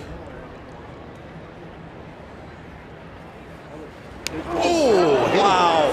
It sounded like it hit his hand. Yeah, that's not good for a pitcher. Boy. Oh, man. Not good at all. Fastball right in on his hand.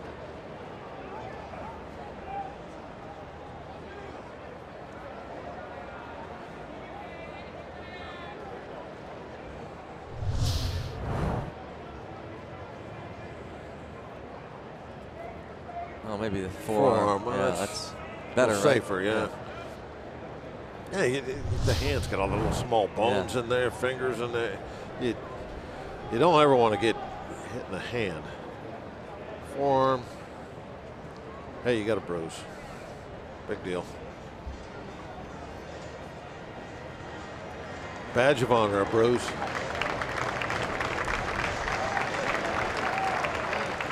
Taillon, a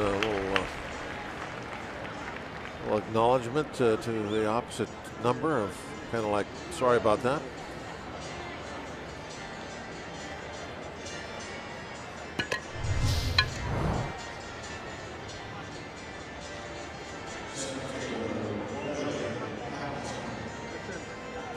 McCutcheon reacts.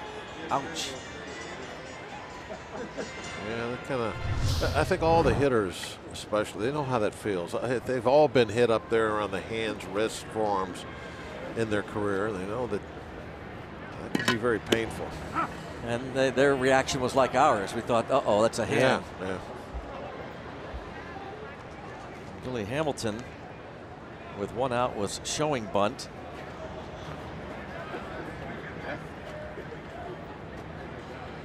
He's not trying to sacrifice anybody over, though. He's strictly looking for a hit when he bunts. Well, he's in the hole 0-2. He's grounded to third and bounced to second.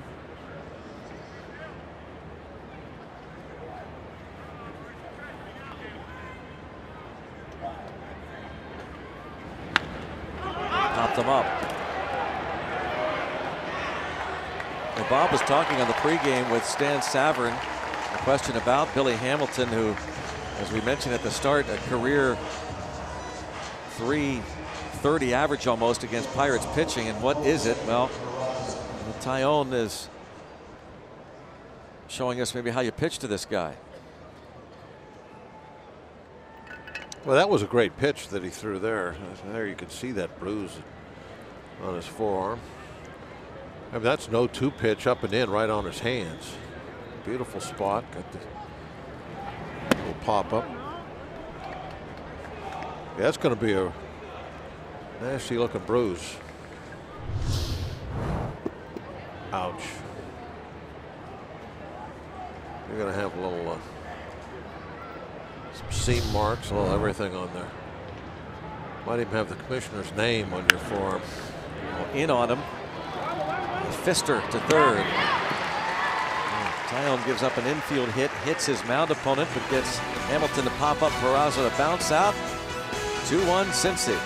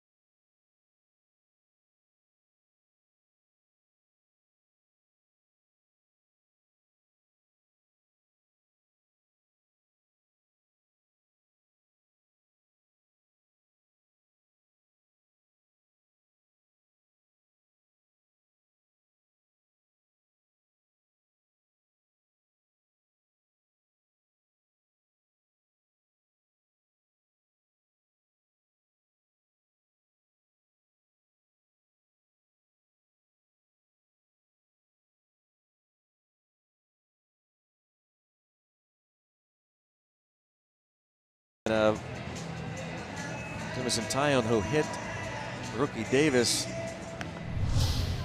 after he got back to the dugout, still hurting and checking in with a trainer. That's going to be it for him.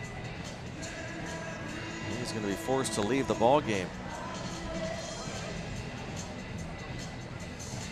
But he didn't even really do anything with his right arm there. He's like picking up all of his gear left-handed, put his hat on left-handed, grabbed his coat left-handed, got his helmet with his left hand. Be a little bit of pain. Tony Zingrani will pick things up, and you see the left-hander, his numbers in a couple of games this year. Not giving up many hits yet. See if we can change that around a little. Very stoic looking. Zingrani is going to get as much time as he needs. Brian Price is seated there. We check out the Nissan road ahead for the Pirates. Tomorrow night, the concluding game of this first homestand of the year, the makeup game at Fenway on Thursday. And then it's on to Wrigley Field in Chicago for 3 afternoon games starting Friday. On to St. Louis, Busch Stadium next Monday night, Tuesday night, and Wednesday afternoon. Come home, the off day Thursday, and then 6 big home games against the Yankees and Cubs. Hope you go to Pirates.com and get your tickets to that big 6-game homestand. What are those pugs? Is that what you call those? Those dogs? Pugs? I get criticized every time I name a breed, so I'm going to just back off on that. I think that was Pug Row right there. Okay. Pug. They're not pugs. I'm told they're not pugs, but I didn't want to say anything, Bob. So what are they? Are they like some kind of a bulldog?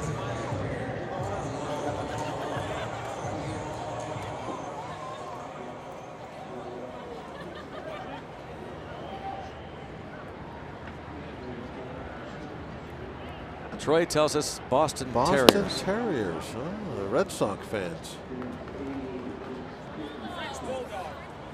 French Bulldogs. You notice that there's a German Shepherd that sits in the middle of the infield at Fenway when the ground crew are raking everything? Yeah. Just kind of sits there and watches the ground crew do their work. He's a therapy dog, they say, huh? That's what we were told.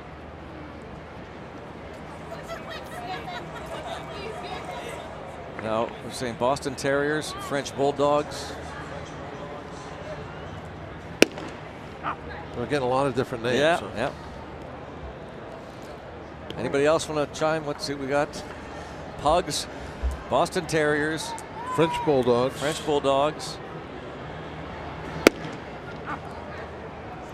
Yeah, give us a tweet and let us know Get what some you think. opinions. Yeah. There they are, the 4 of them. They're sitting there all together, very well mannered.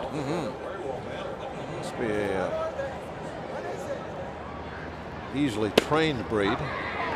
Cingrani comes on, gets the ground out of Marte, strikes out Bell looking. I think that's Terry Kissel, by the way, right? Getting those shots, those Bulldogs, Boston Terriers, whatever. Happy birthday, Terry.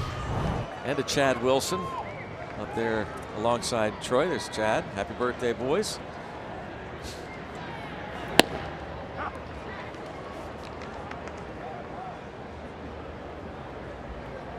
Andrew McCutcheon singled and struck out looking.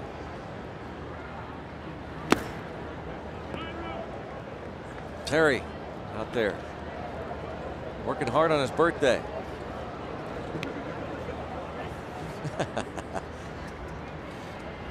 Maybe they're not all the same kind of dog, Greg. You know, that could be too. Man. They just have the same nose. Yeah, yeah. Maybe they're different colors.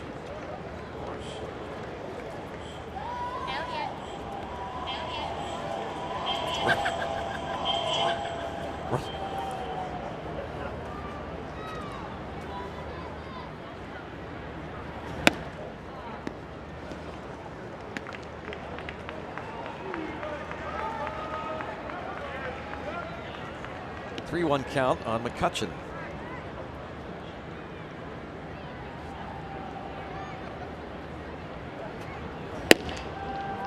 Cingrani walks him. As the Reds like to do with Kutch. They will put him on base for free.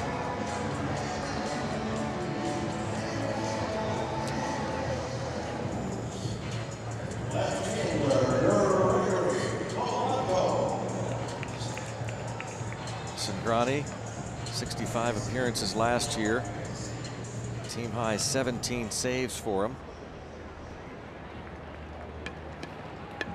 Pitched this past Sunday in St. Louis. Pitched a scoreless ninth. Gregory Polanco is 0 for 7 against Cingrani in the past. Walked twice against the starter rookie Davis.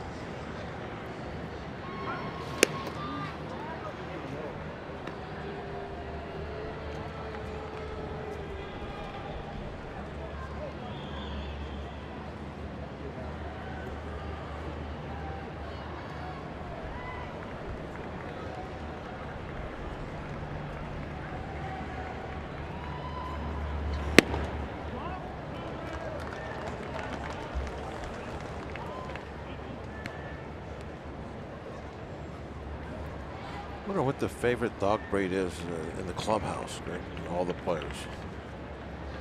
You get Robbie take a poll the next pup night.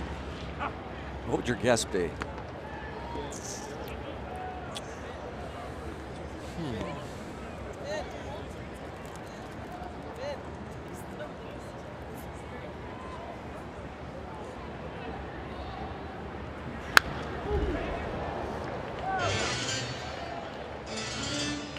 I don't know. Yeah, you know, so many different lot of guys choices down there. Yeah. I mean,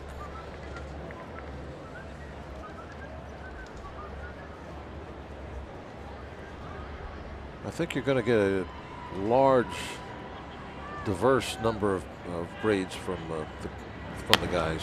Like Mercer's going to have a hunting dog, doesn't he? Yeah, I would think. Although he deer hunts, doesn't do, but they do bird have hunting. quail there. Could be a German short-hair guy. Yeah, just saying the same thing. Yeah, could be a German short-hair guy.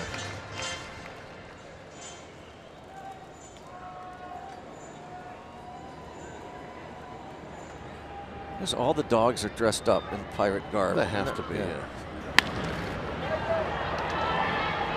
Shallow left. And Duvall makes the catch on the Polanco fly ball. Through 5 innings, still a 2-1 ball game.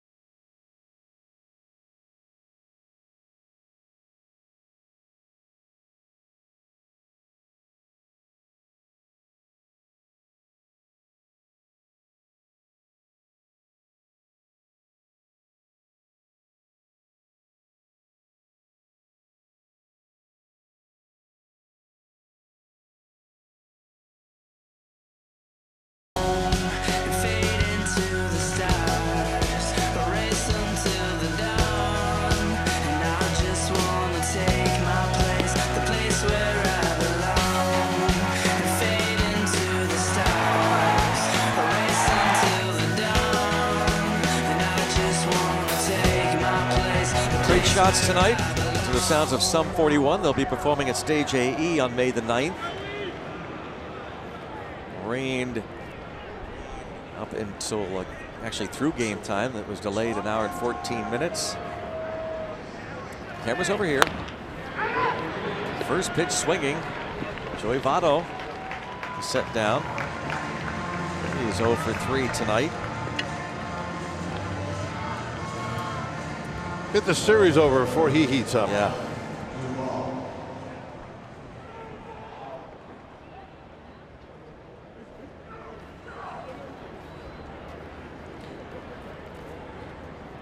He can hit 400 for a couple months at a time. He gets everything going right. So he hit the second half of last year.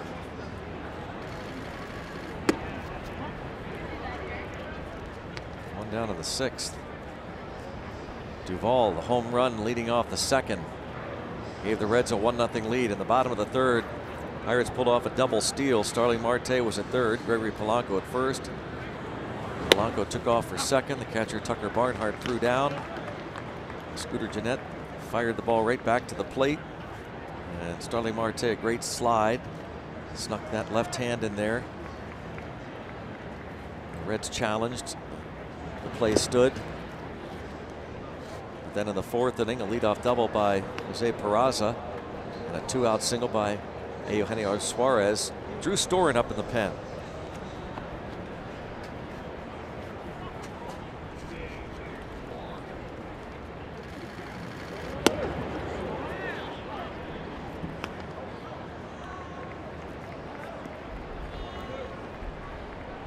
Three and one.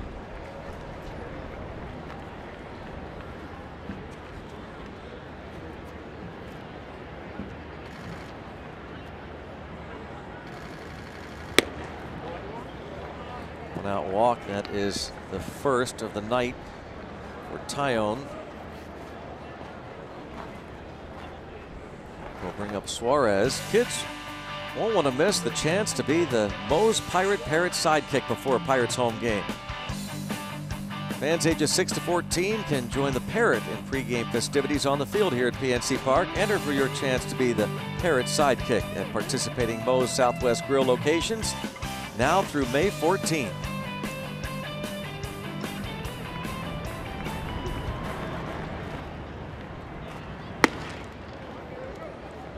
And Cervelli's going to talk to Taillon. That pitch up.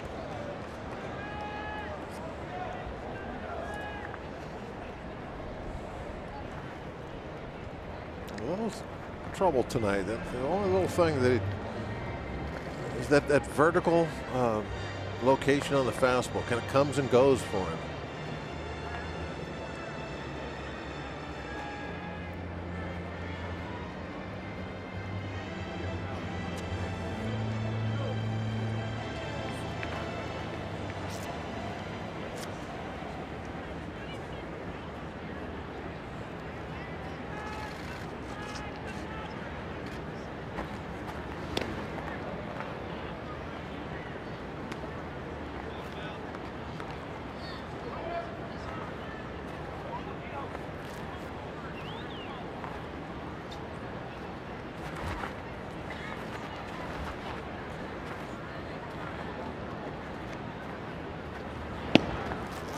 Two and 0.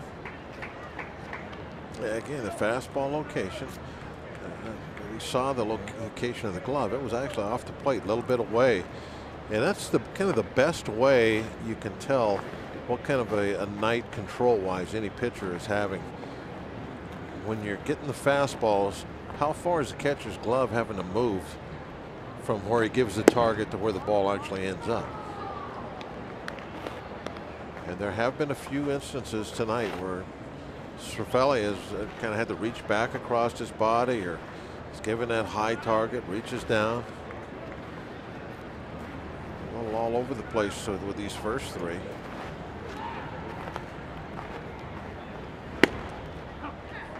Right down the middle.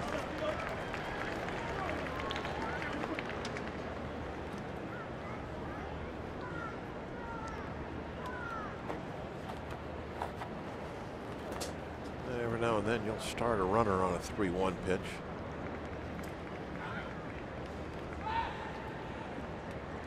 Nope, not this time. To McCutchen and Wright. Right at him. For the second out.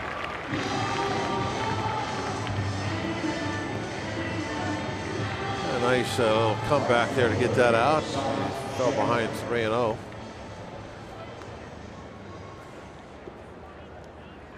Scott Schebler, who lined out to McCutchen to end the fourth, struck out his first time up. For Taillon, he has punched out 4. He's allowed the 2 runs on 4 hits. A walk to Duvall here in the 6th inning. Also hit his mound opponent, rookie Davis, who was forced to leave the game. And a good block there by Cervelli on the breaking ball to Schebler. Send along our thoughts out to Joanne Juth of Hopewell. Recently celebrated her birthday. Well, Joanne starts to feel better before too long. Big Pirates fan.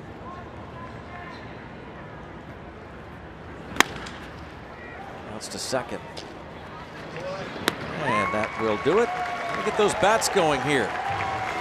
Jamison Taillon and the Pirates trailing by a run.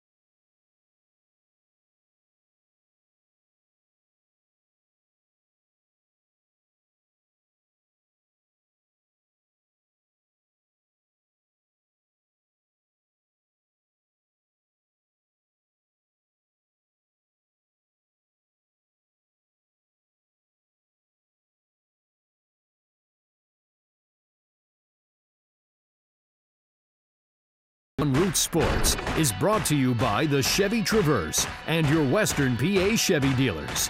And by Day Automotive. We're going to make your day. Let's go Bucks! Still down 1 here in Pittsburgh, the opening homestand of the 2017 campaign. Pirates left Florida, went to Montreal after spring training. A couple of exhibition games. Opened the season 1 week ago yesterday in Boston. Scheduled to play a 3-game series against the Red Sox, and was rain shortened because of the postponement in the 3rd game. They'll make that up this coming Thursday. And you see Drew Storen, the former Washington Nationals closer, signed to a 1-year contract in January by the Reds. The Reds have a possibly a pretty strong bullpen. Some good youth, some older guys.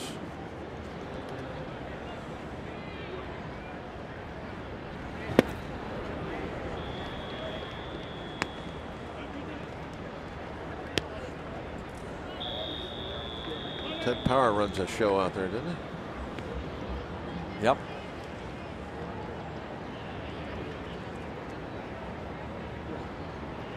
That's Ted on the phone. At the clipboard. Nice play over there by Peraza to get Freese. Not always easy to be that accurate with a throw when you make that spin after you feel the ball to your left. But he was able to put this one right on the money.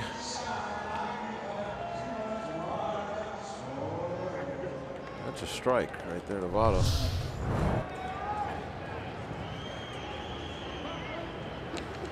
And the moon hits your eye. About to hit me in Big the eye right pizza now. pie. Look how big that is.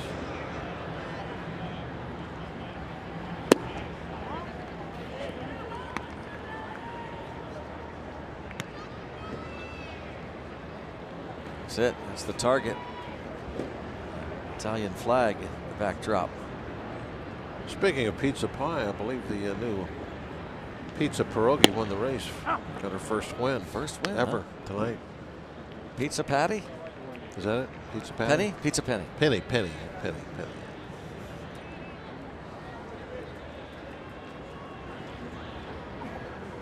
She's on the board with a W. Yep. Ooh. Off-speed pitch. It didn't got break. The arm protector, I believe. No breaking ball. A 1-out base runner.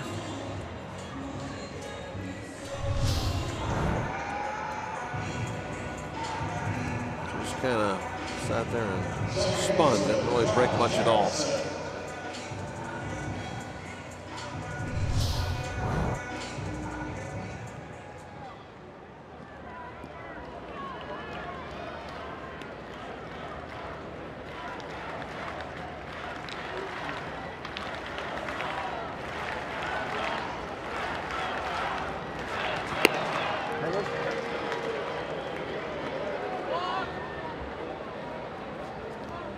Nicasio up in the Pirates bullpen, approaching the pitcher spot.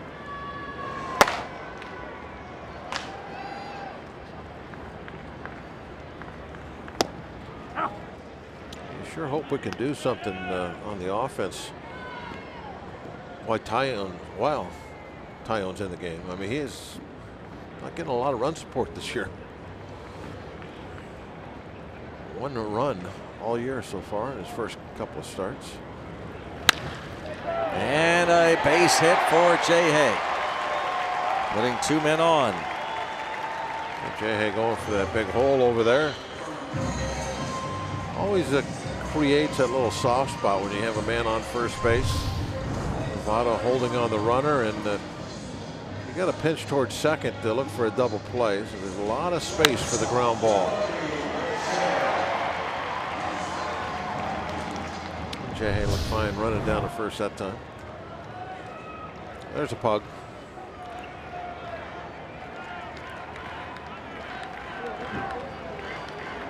How pugnacious they are.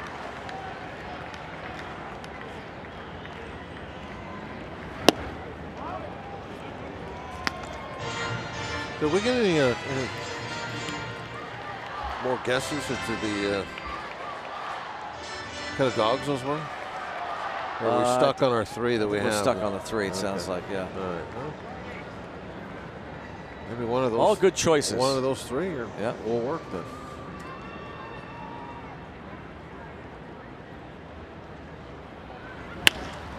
It's a double play ball. Whoa, dropped by Scooter Gennett. A little reminiscent of Brandon Phillips dropping the ball the other day. Shades of the Atlanta Braves. They had a real tough time with double play chances and cost them a few times. This one is just going to be a very easy. It's a nice feed right there.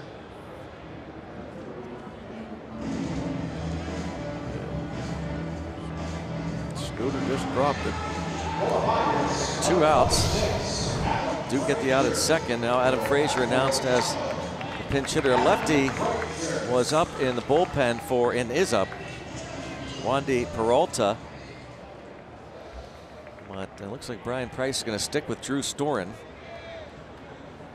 Frazier bats for Tyone. Down a run. He deserves some help here.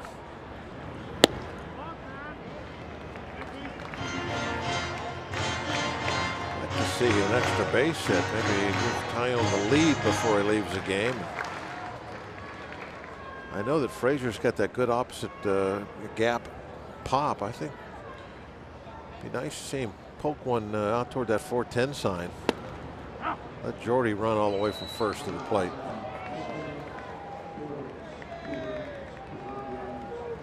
Can you picture a ball rolling right across the warning track there? You can see it right now. They have to go all the way to pick it up.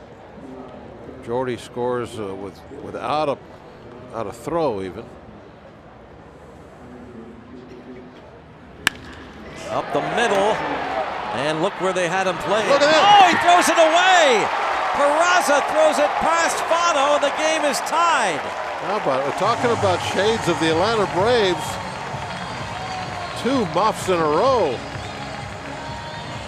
They had Frazier played perfectly.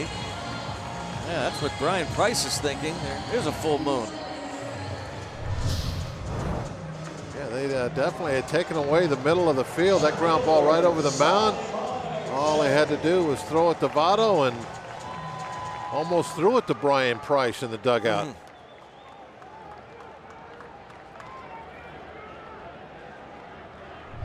They're actually lucky that ball didn't get in there.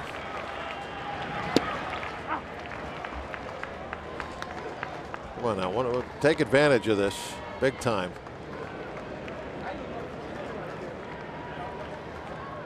Frazier reaches on the Peraza error. Cervelli scores. Mercer to third.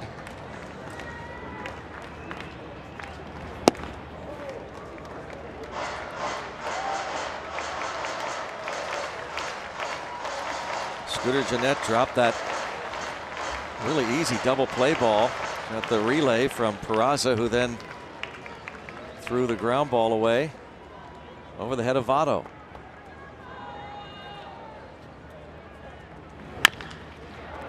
This could be a tough play, but no, smoothly done there by Suarez. Well, the Pirates get some breaks there. Cervelli hit by the pitch, scores thanks to a muffed double play ball in the air, and we're tied at 2.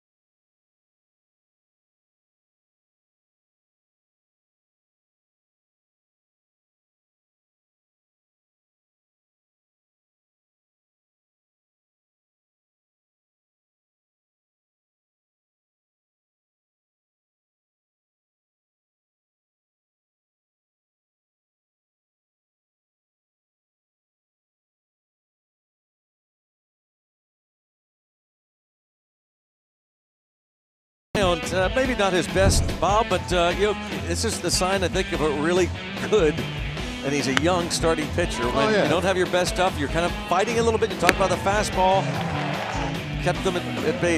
Exactly. How good are you if this is not your best? I mean, you go out there and you really do a fine job. And I think the only little thing is what I've mentioned a couple of times. I think that he misfired on his control of that fastball, mainly vertically. I think he missed up with it a couple of times when he was trying to go down and vice versa. But overall, when you go 6 innings, give up just 4 hits, 1 walk. Nothing wrong with that at all. How can you complain about that? 2 runs. I talked about the Reds having a pretty good bullpen maybe this year.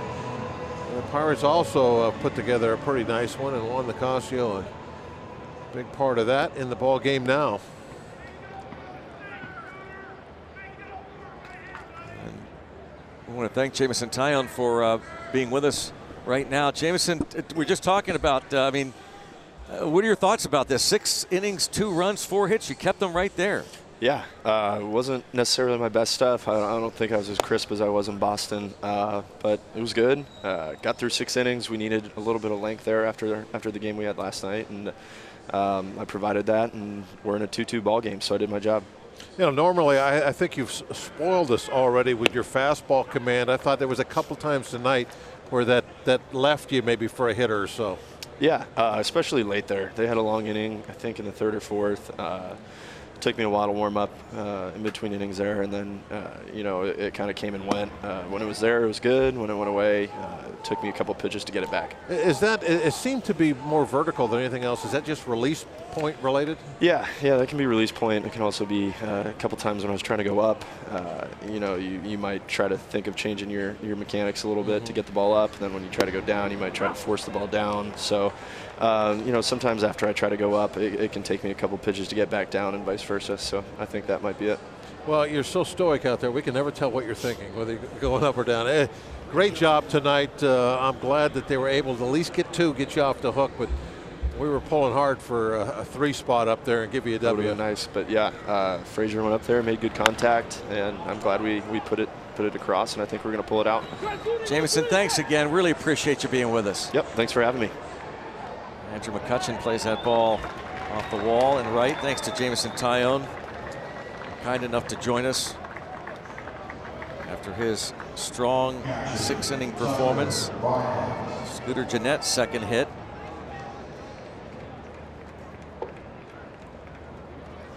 I just thought of another part of that recipe for well-spoken after a game. Yeah, that's right. That's a good one. A little teaspoon of that. Yes. Well, nobody out, leadoff double. Pirates have some work to do here.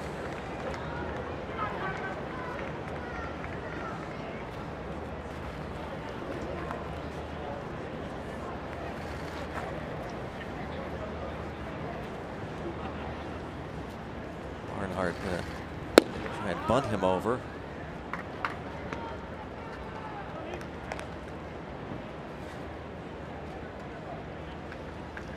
Gennett's 2nd hit of this ball game.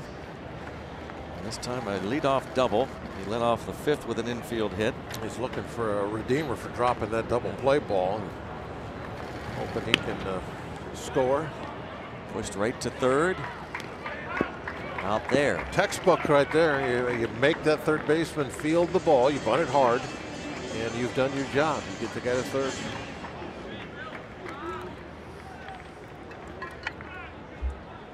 Cervelli going to talk to Nicasio. You can save big with the Dick's Sporting Goods scorecard. Use your scorecard to get $10 off on tickets in the outfield box for Sunday through Thursday home games. Go to pirates.com/scorecard for your tickets.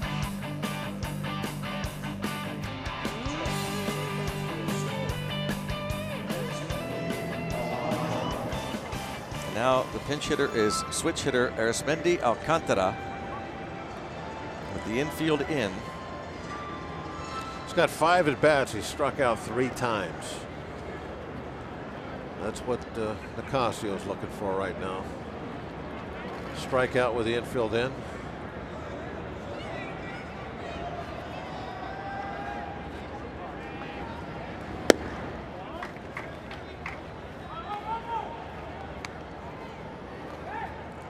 Peralta up again. He'll be coming on in the bottom of the 7th inning. Alcantara picked off waivers. The Athletics in October.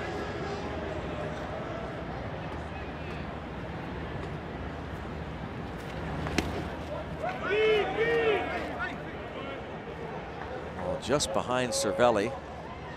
Thankfully, it didn't go toward the backstop. So Jeanette's still at third.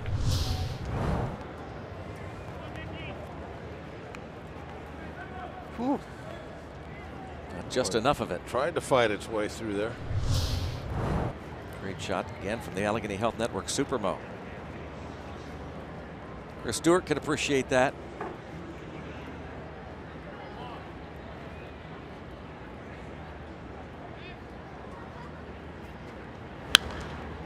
Two and one on the pinch hitter.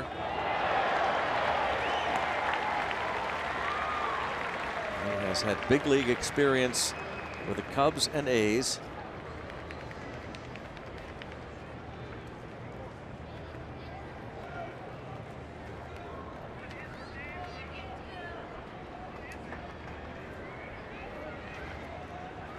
A career 195 hitter. Coming into the season, you see it's dropped a bit. Bob talked about the strikeouts. One pitch away. Hopefully he'll collect number 4 here early in the year. Alcantara. Casio's got that little string going again at the start of the year, with at least one strikeout in each outing. That great streak last year. 2 and 2.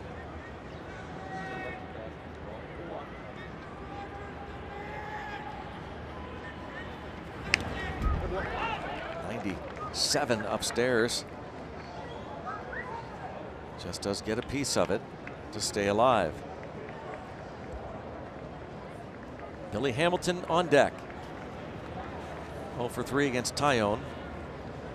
Right now, Nicasio's job is to try and keep Jeanette at third base. He's on 2 and 2 on the pinch hitter.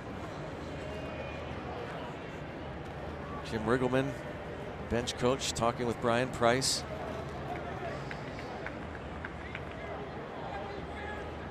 On Nicasio. On in relief of Jameson Taillon.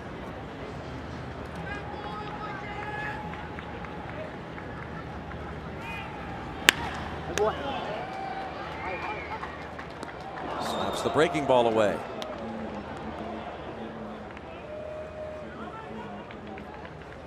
He's going to throw an elevated fastball by him right here. 97, going to be up and in just a little bit.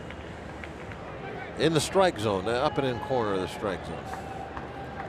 Up and in corner of the strike zone. Yes. As you're looking in from the center field camera. Put down a 1, there's a 1. Whoa. You saw the little finger, the throw it upstairs. Give the high target now. There it is. Yep. Now execute the pitch. Swing and miss. Oh. Everything but the miss. Yeah. Just enough of it to get Sometimes that always, I can remember how frustrating that was when the hitter would not cooperate. You have everything planned out, and then the hitter does something different, fouls the ball off. And you got to do it all over again. Why would he not cooperate? All right, back foot slider, try that. Got to make sure you block it.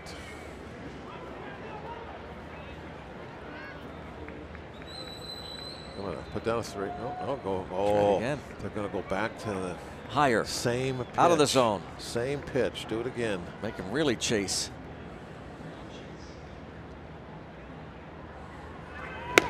Yes.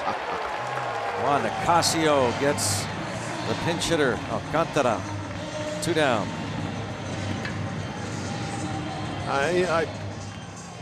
I always give a lot of credit, obviously, to the pitcher. I mean, he's the guy executing the pitch and everything, but boy, Cervelli really did a good job right there. Look how fired up he is. Reading the bat, knowing exactly what he wanted.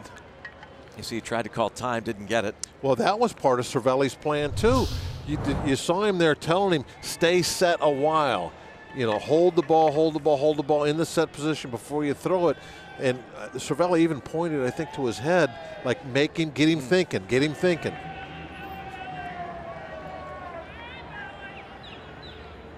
Still work to be done here with Billy Hamilton.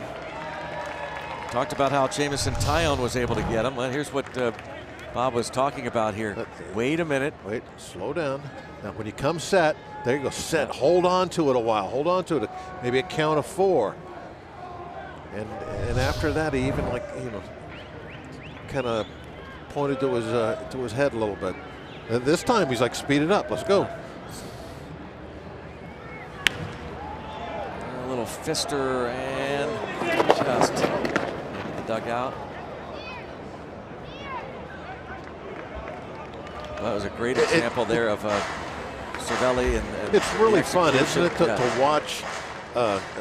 When two guys are really on the same page. Not only do you have a catcher into it and making these calls and really, thinking about what the hitter is doing, you have a pitcher that's executing the pitches, throwing it, doing what is being requested of him. Not that you always have to do exactly what the catcher. You can have your own thoughts out there too. Hold it. Fastball up and in.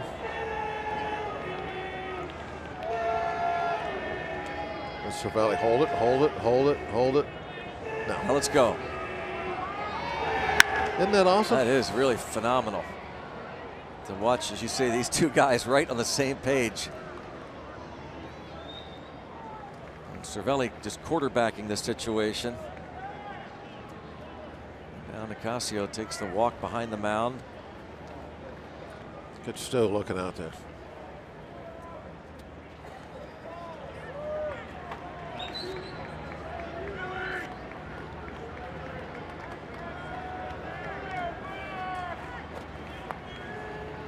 Well, that was boring. Fastball in. They're way up there. Get him to chase. Oh man, I'll tell you what, Nicasio, he's throwing the ball upper 90s, 96s, even a couple of 97s I believe we've seen. And look at the control of that pitch he has. The way he is putting it. You're not seeing, I talked earlier about you want to see a guy's control of his fastball, watch the glove movement. Once that target goes up in that spot, he's not having to move the glove much to make the catch.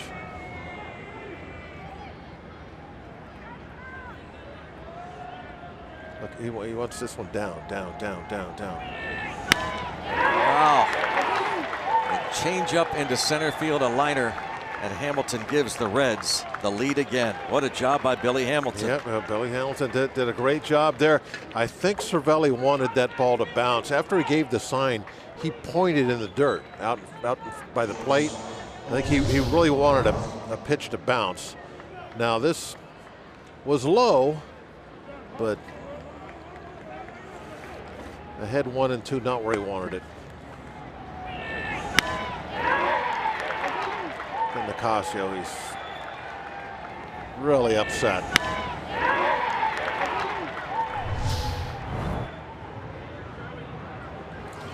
You've talked about so many times in the past about, was it your pitching coach in the minor leagues in Atlanta?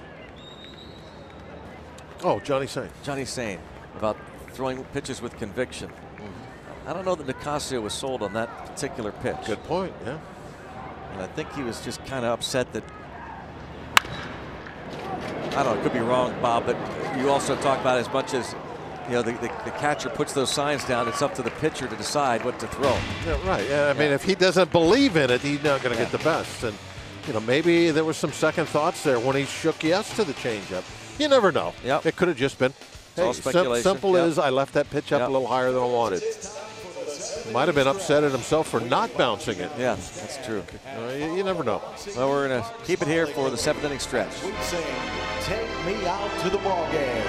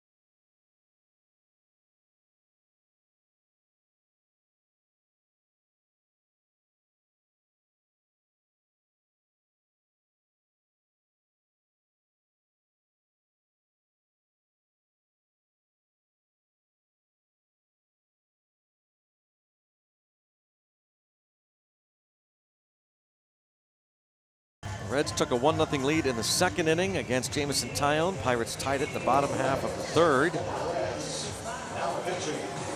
And then it was a 2-1 ball game in the fourth in favor of the Reds. Pirates tied it in the bottom of the sixth. Now the Reds have the lead. Point Park University tweets those questions we had earlier.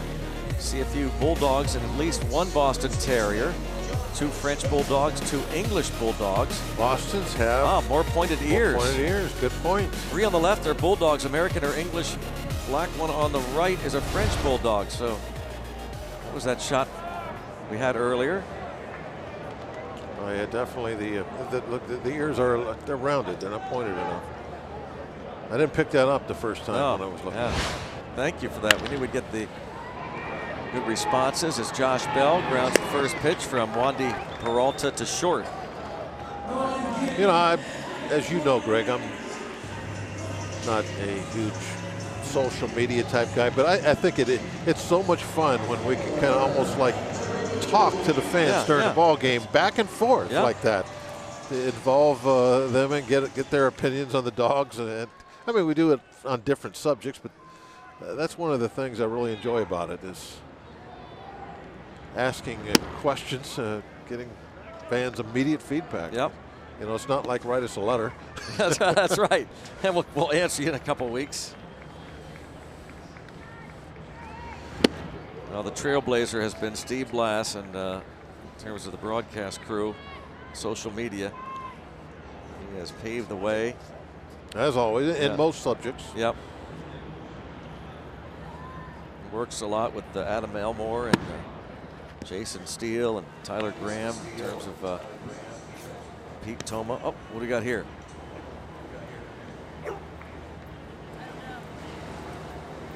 Just playing.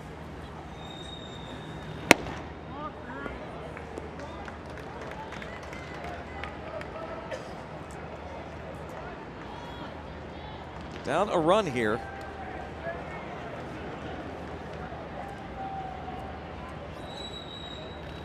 Oh, fly ball to right. A little too far underneath that one. Launch angle was not right.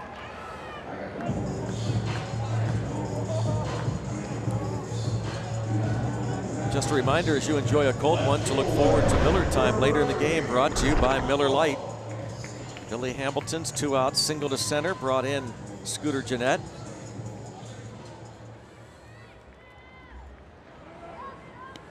On a pup night.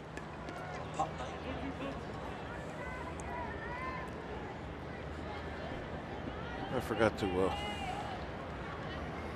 send along birthday wishes yesterday. Sam in Wexford turned 3 yesterday.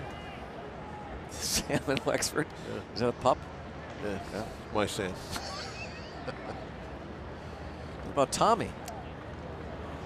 Oh yeah, that's right. Tommy's birthday was. Was that yesterday too?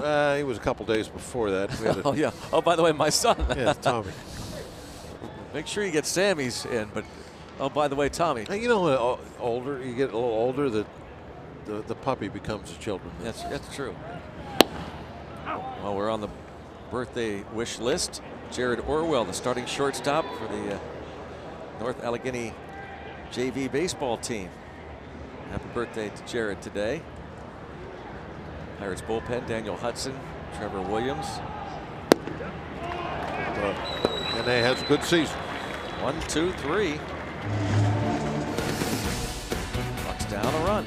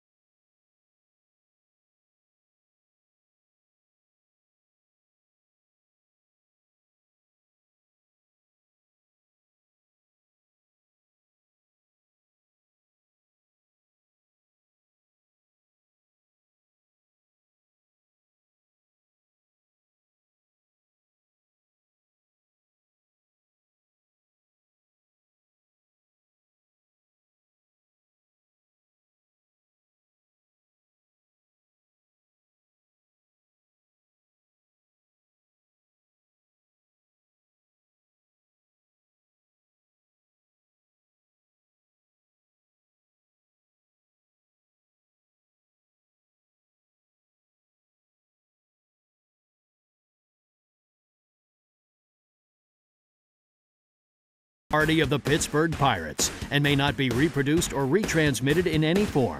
And the accounts and descriptions of this game may not be disseminated without the express written consent of the Pittsburgh Pirates. MLB.TV Premium is back and better than ever. Watch every out-of-market regular season game live on over 400 supported devices.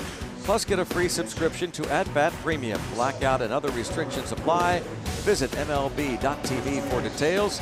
There you see John Jaso. He's taken over at first base. He'll bat in the 9th spot of the order. Trevor Williams will hit in the 2-hole. Josh Bell out of the ball game, and Trevor Williams really one of the unsung heroes for Sunday. The Pirates came back and had that walk-off win in 10 innings against Atlanta.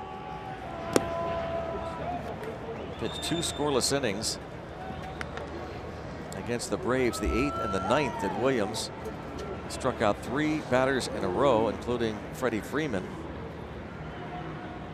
Been a little while since he'd been out there.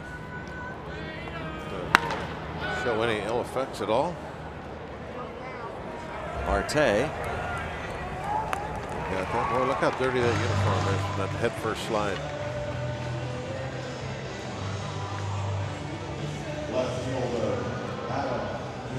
Here's Bringing the Lumber, brought to you by Yellowwood. Adam Duvall leading off the 2nd inning. It's his 3rd home run of the season. Gave the Reds a 1-0 lead. And they've homered now in 8 straight games. They came into this game tied for the Major League lead in home runs with the Houston Astros and Texas Rangers.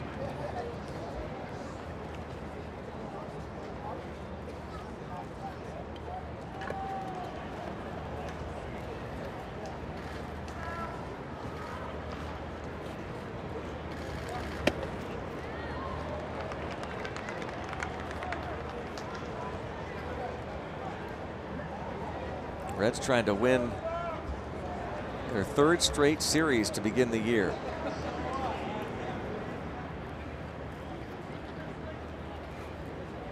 Won the series against the Phillies, then the Cardinals. And a win tonight makes it 3 straight, and they would improve to 6-2. Pirates with 2 more chances, down still just by 1. Trevor Williams trying to keep it a 1-run deficit.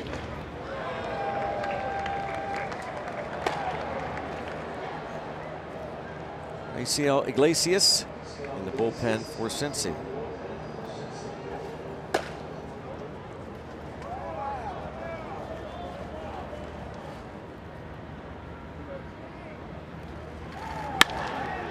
Lined into center. On base for a 3rd time, Duvall. Had the shift on there, had everybody in the right spot. They didn't play him high enough though. That line drive. He didn't cooperate. No. There's Pete.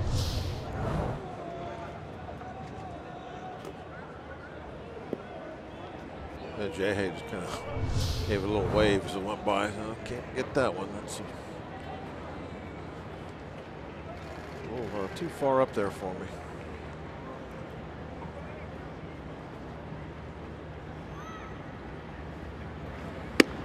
Well, that many years ago when the shift on a right-hand hitter was just unheard of. And now it looks so normal. We see it. It's like, well, yeah, that's the way you should do it. They're going to pull the ball, or they're going to put it on the ground. They're probably going to pull it. Put everybody over there.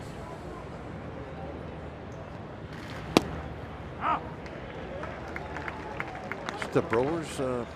That's where we first saw the shift on a right-hander, I think. Ron Renicky started to do Milwaukee. I don't know if he was the actual first, but I mean, that was the first place I noticed somebody doing it. It was so odd to see. Not unheard of, the shift on lefties, but on a right-hand hitter. And this into right field for Suarez. It's his 2nd hit. He also lined out his 3rd at bat. 2 on, 1 out for the Reds. They try to pick up some insurance as Scott Schebler will come to the plate.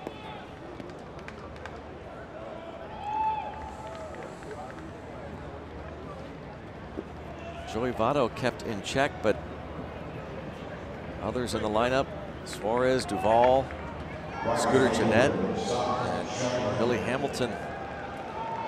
Jose Peraza also getting into the act.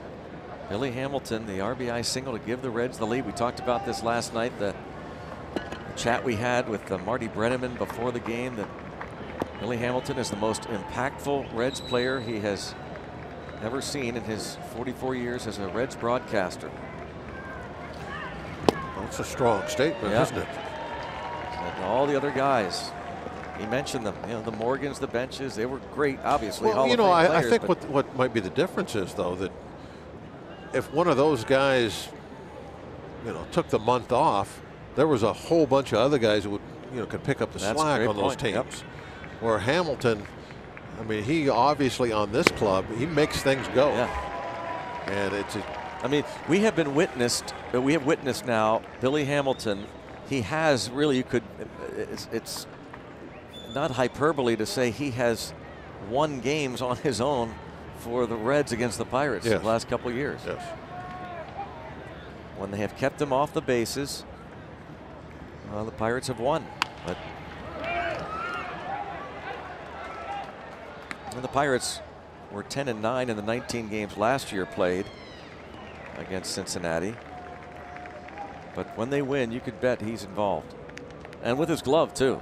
You know, the play he made on Andrew McCutchen's drive to deep right center field last night. 0-2 with 2 on, 1 out.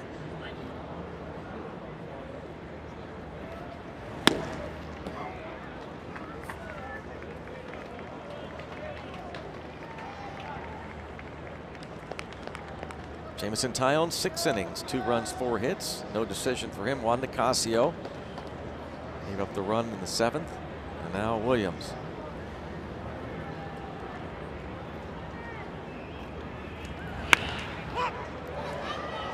Infield fly will be called if it's fair, and it is. And the batter is automatically out. Out number 2 here in the 8th.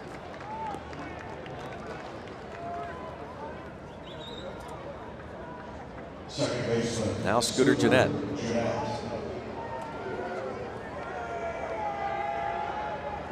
Trevor Williams has been showing some good velocity coming out of this bullpen. Throwing in the mid-90s very regularly. Just about all of his fastballs, 95, 96. There's a couple of appearances now. Deep right by Scooter Gennett. And Scooter Gennett has hit a 3-run home run. It's his 3rd hit of the game. I think that was a changeup. A 6-2 lead for Cincinnati.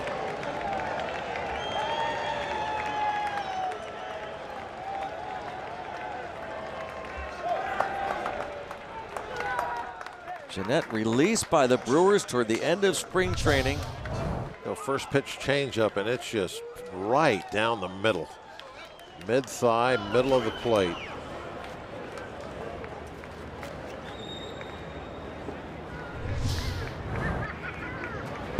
Talk about impactful.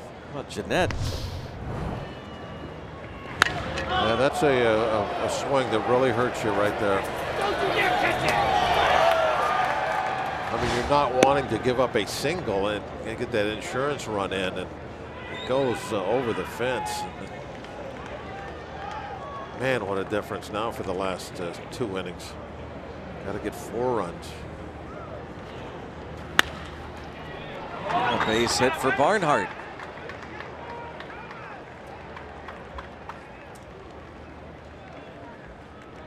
Ten hits for Cincinnati tonight. 4 in this inning.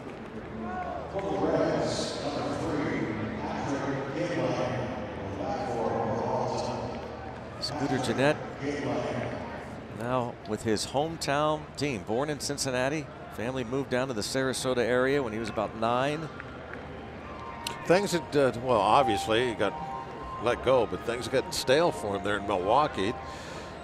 He came on the scene. It looked like, you know, Probably going to be second baseman for a while there. Big prospect. Hit the ball great. And then started going backwards a little bit. Still a career .300 hitter against right-handed pitching, so really an ideal platoon guy. But change of scenery. Yeah. Sometimes that's plays huge. As you just pointed out, going to Cincinnati back where he's got a lot of family. Patrick Kivlahan bats for Wandy Peralta.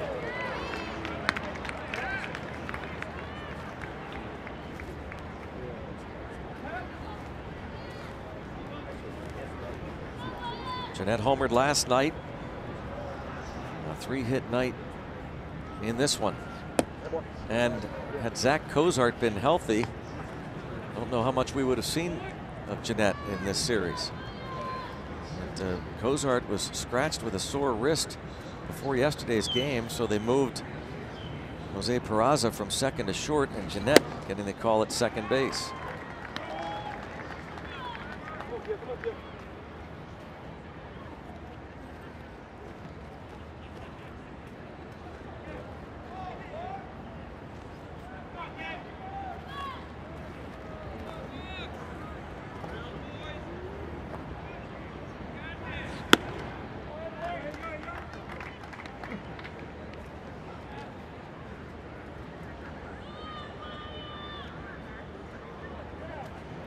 Kivlahan pinch hit last night, struck out against Antonio Bastardo.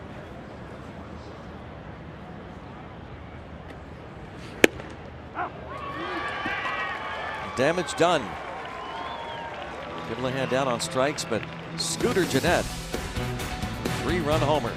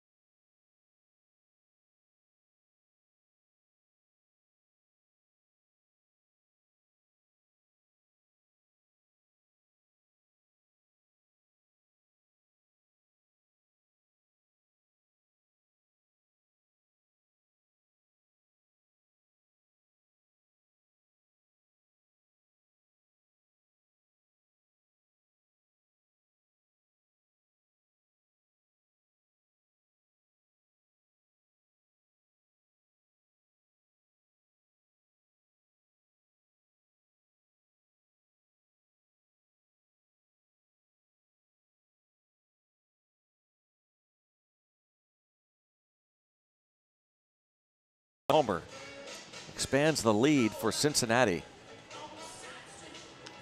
Pirates now trail by 4. We have a tweet. Given Bob's cat night push last season, what are his thoughts on the Marlins Rally Cat?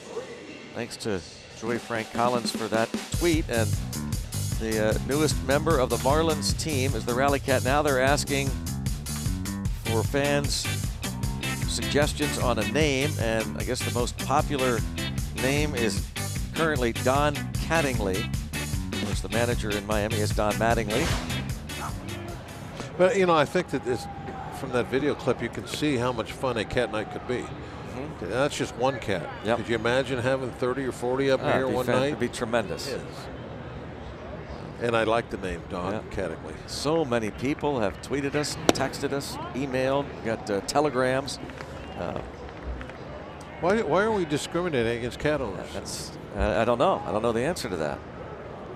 A pup night. Yeah. Just a thought. You know, I like to throw things out there now. Line fair down the right field side for David Freese. Comeback has started. Need a rally cat, so. How about if the Pirates come back and win tonight? A rally cat. No, we will somehow find a way to convince the powers that be to have a cat night. What do you say? Well, we've tried other things. We've tried to convince on other things that hasn't worked. Well, that's different. This is different. Why do you think we could do this? I just think we can. All right.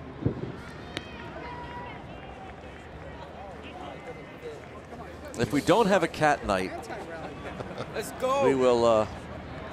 You and I will bring in cats. Sure. Into the booth.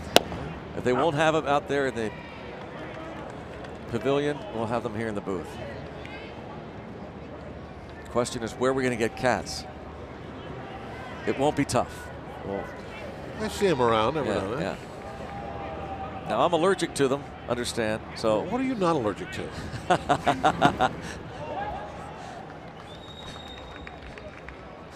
0-2. Crustaceans and cats. What's the big deal? You're not allergic to anything? No. Oh, nothing. okay. There we go. That's the rally thing. That's traditional rally garb. That's old school there.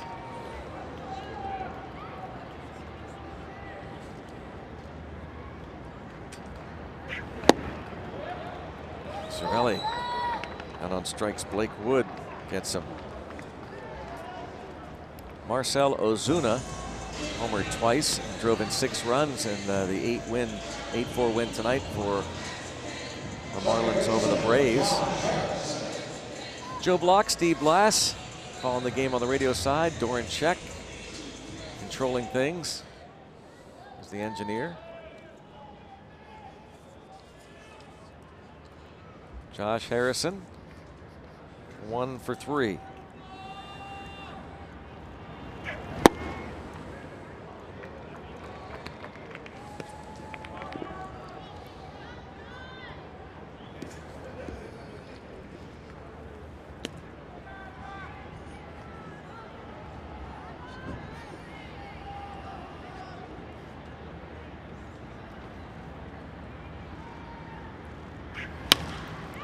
One hands this toward left. That's a chance. Yes, fair ball.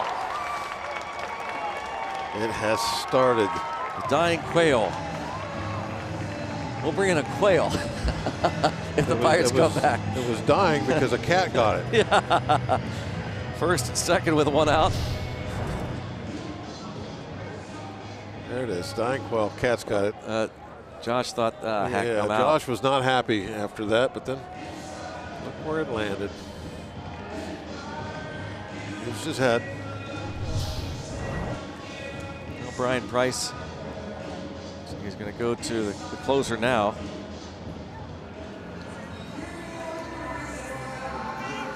Two on, 1 out.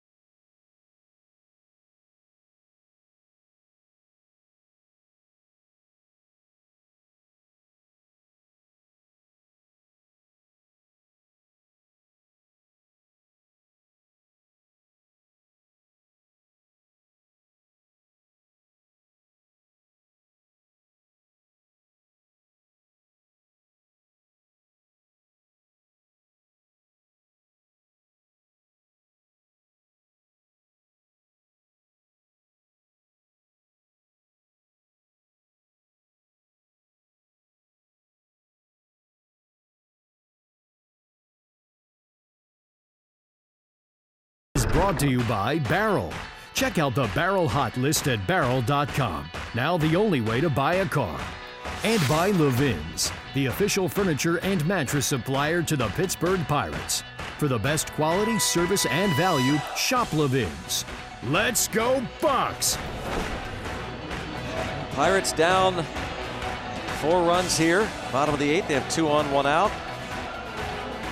Trying to rally. And the 8th.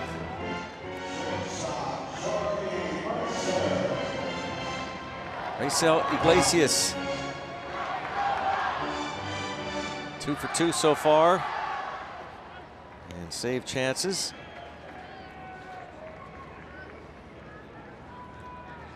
He is tough.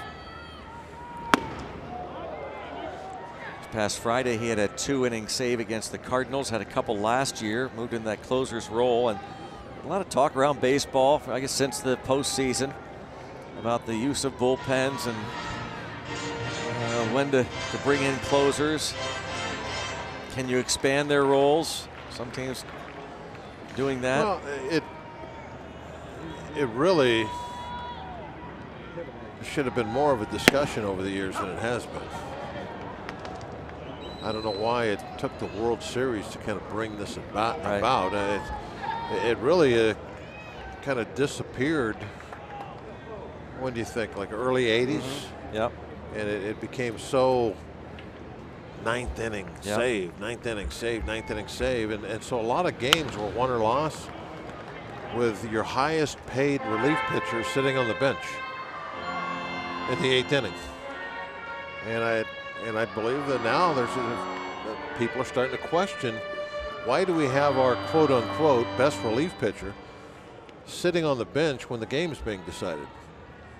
So you're starting to see kind of go back, kind of like it was, say, back in the 70s, where you might have 2 or 3 guys on the team that have saves. Because you're starting to pitch guys in a different way. Chance for a double play, but a broken bat roller to Peralta, slow to develop. So Harrison went in there as hard as he could. Mercer reaches, 2 outs. Now John Jaso.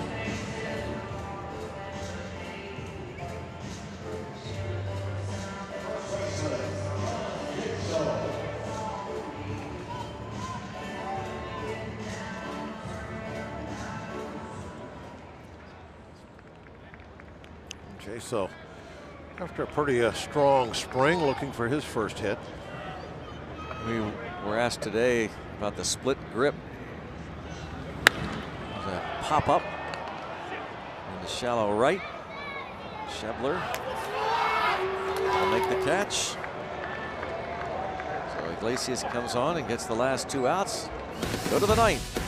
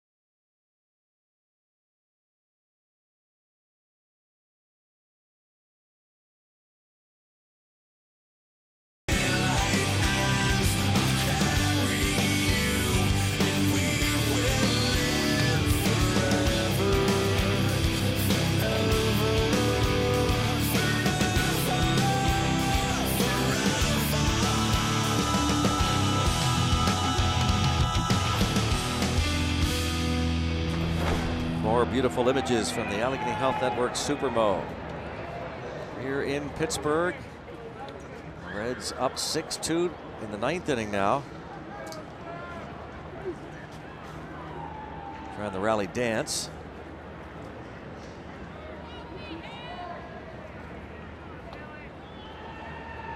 I think they're just dancing. Billy Hamilton. Well, I'm thinking about that statement that Marty made earlier about that was about as strong as you can get, the most impactful player.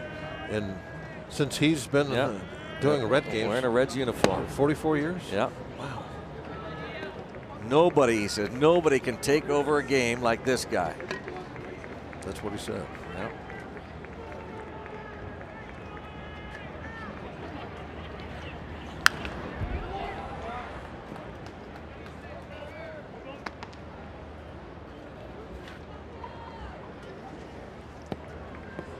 Hall of Famer there on your left. Got the stethoscope on. Yeah.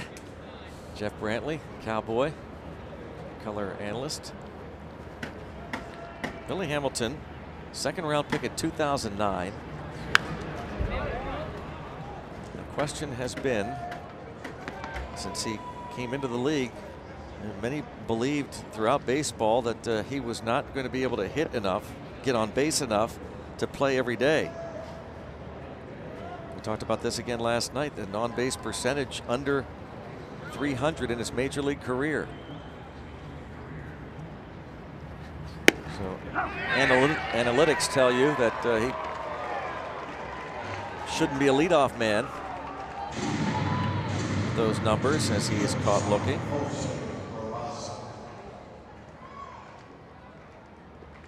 And now it's interesting too, going back to that statement also, that a lot of modern baseball thought puts little value on the stolen base. Yeah, that's right. He's really not your modern day player. Although I go back, I'll think about this a lot, Bob. You remember Tony Womack? Mm-hmm. The Pirates had him, brought him into the league. He was, I think, a similar player to Hamilton. He played second base, tremendous speed, but just couldn't get on base enough to be a leadoff guy, they said.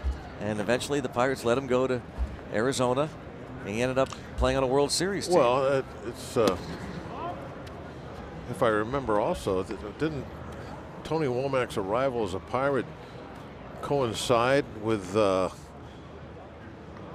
Freak Show year? Yeah, 97. And I got to believe he was a big part of that. I mean, the main part of that was the health and consistency of that starting rotation. Mm-hmm. But Tony Womack, I think, had a big impact, big impact on the offense also. I agree with you.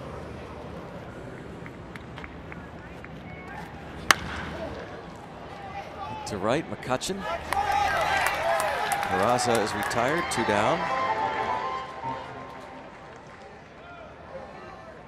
First baseman, Joey Votto. Andrew McCutchen will do up third in the bottom of this 9th inning.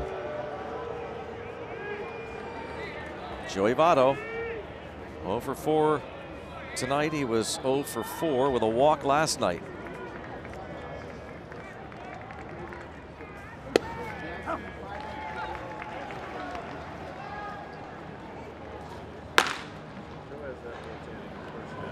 Stevenson loosening up for Cincinnati.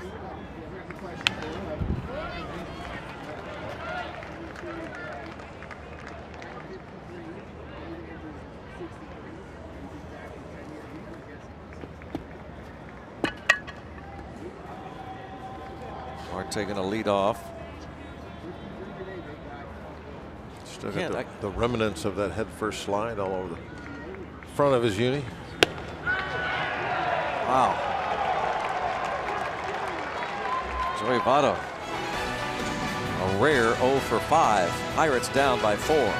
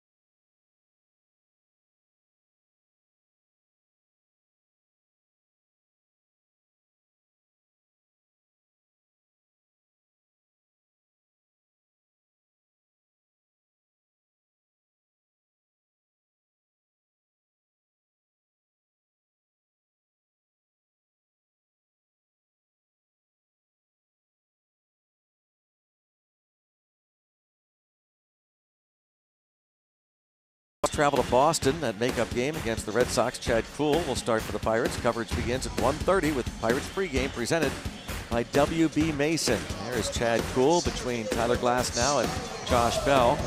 You can hear us on 93.7 The Fan and the Pirates Radio Network tomorrow night. Ivan Nova for the Bucks against lefty Amir Garrett. We'd love to see you here as well. Of course, the Pens will be playing. We'll be busy. There'll be a buzz in the air. Pens back in the Stanley Cup playoffs. That will be on Root Sports tomorrow night. Starling Marte.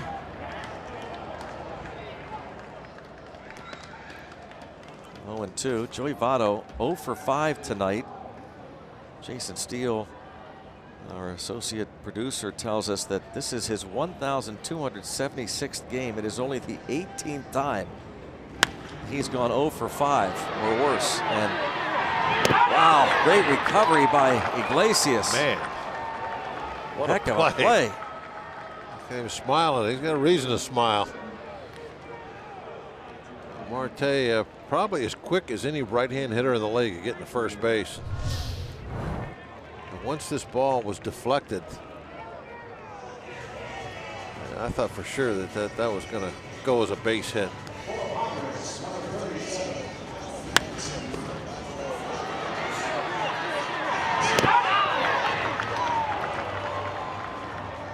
You know, on that play there, Greg, most pitchers, they might get over to that ball and they might even get a throw off, but most of the time it's nowhere near on target. That was impressive. Yeah, Iglesias put it right on the money. Perfect throw.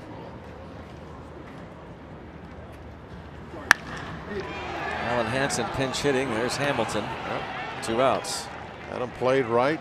He was a shadow to begin with, and then of course, with the speed, he just closed right up and made that catch very routinely.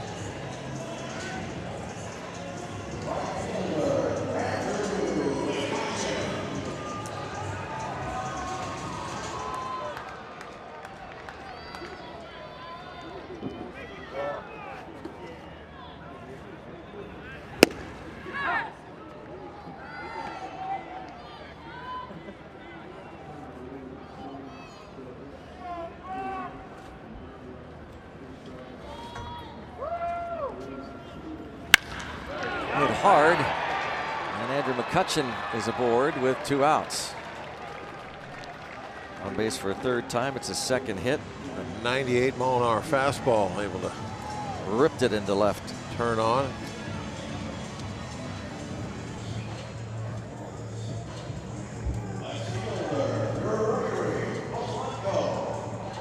Let's see if Gregory can do the same thing.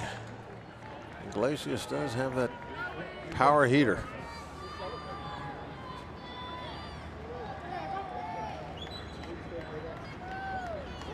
Blanco walked twice against starter rookie Davis.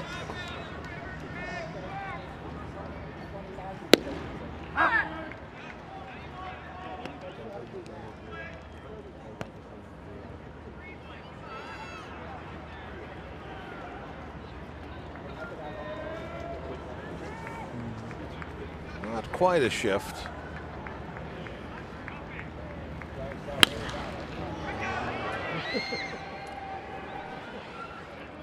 And now the Pirates down to their last strike.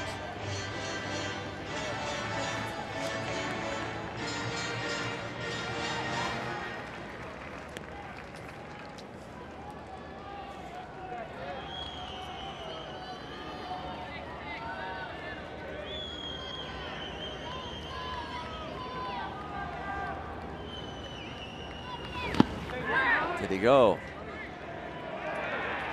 DJ Rayburn says no.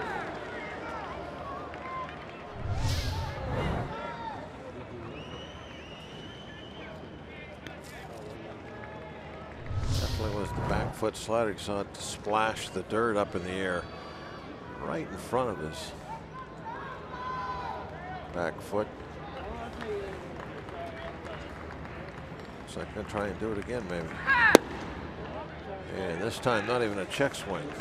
They will give McCutchen second base, and they will not credit him with a stolen base. Defensive indifference.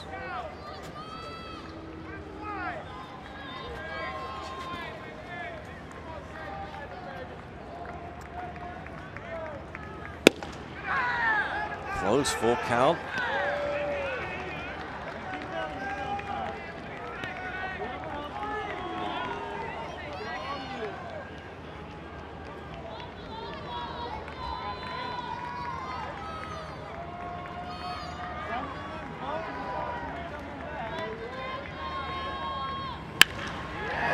Foul away. Look out over there. Oh, I got somebody.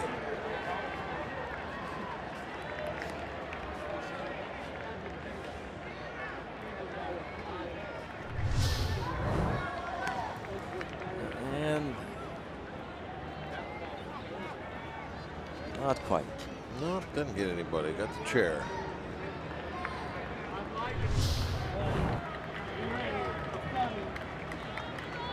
I think those gentlemen behind her. Votto with a heck of a play, gets to his feet and throws on to Iglesias. He picks up his third save, and the Cincinnati Reds have won 3 straight series to start a season for the first time since the 1990 World Series Reds team. Yeah, they made a couple mistakes on defense at one point tonight. One of those mistakes was Jeanette dropping that double play ball, but he had the big blow later on to make up for it as he hit that 3-run home run, hit the ball over the Clemente wall. And that really was the big difference in this ball game, was that home run just changed everything around. Reds win the series. Again, 3 straight. Scooter Gennett has homered in back-to-back games. And we'll send it out to Robin Teak.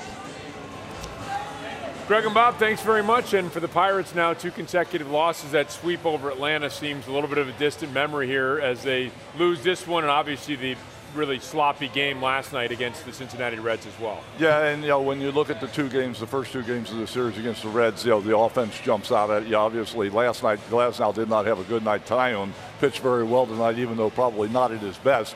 But offensively, the Pirates really haven't been able to do much at all on their own without help from the Reds the last 2 nights to get runs across the plate.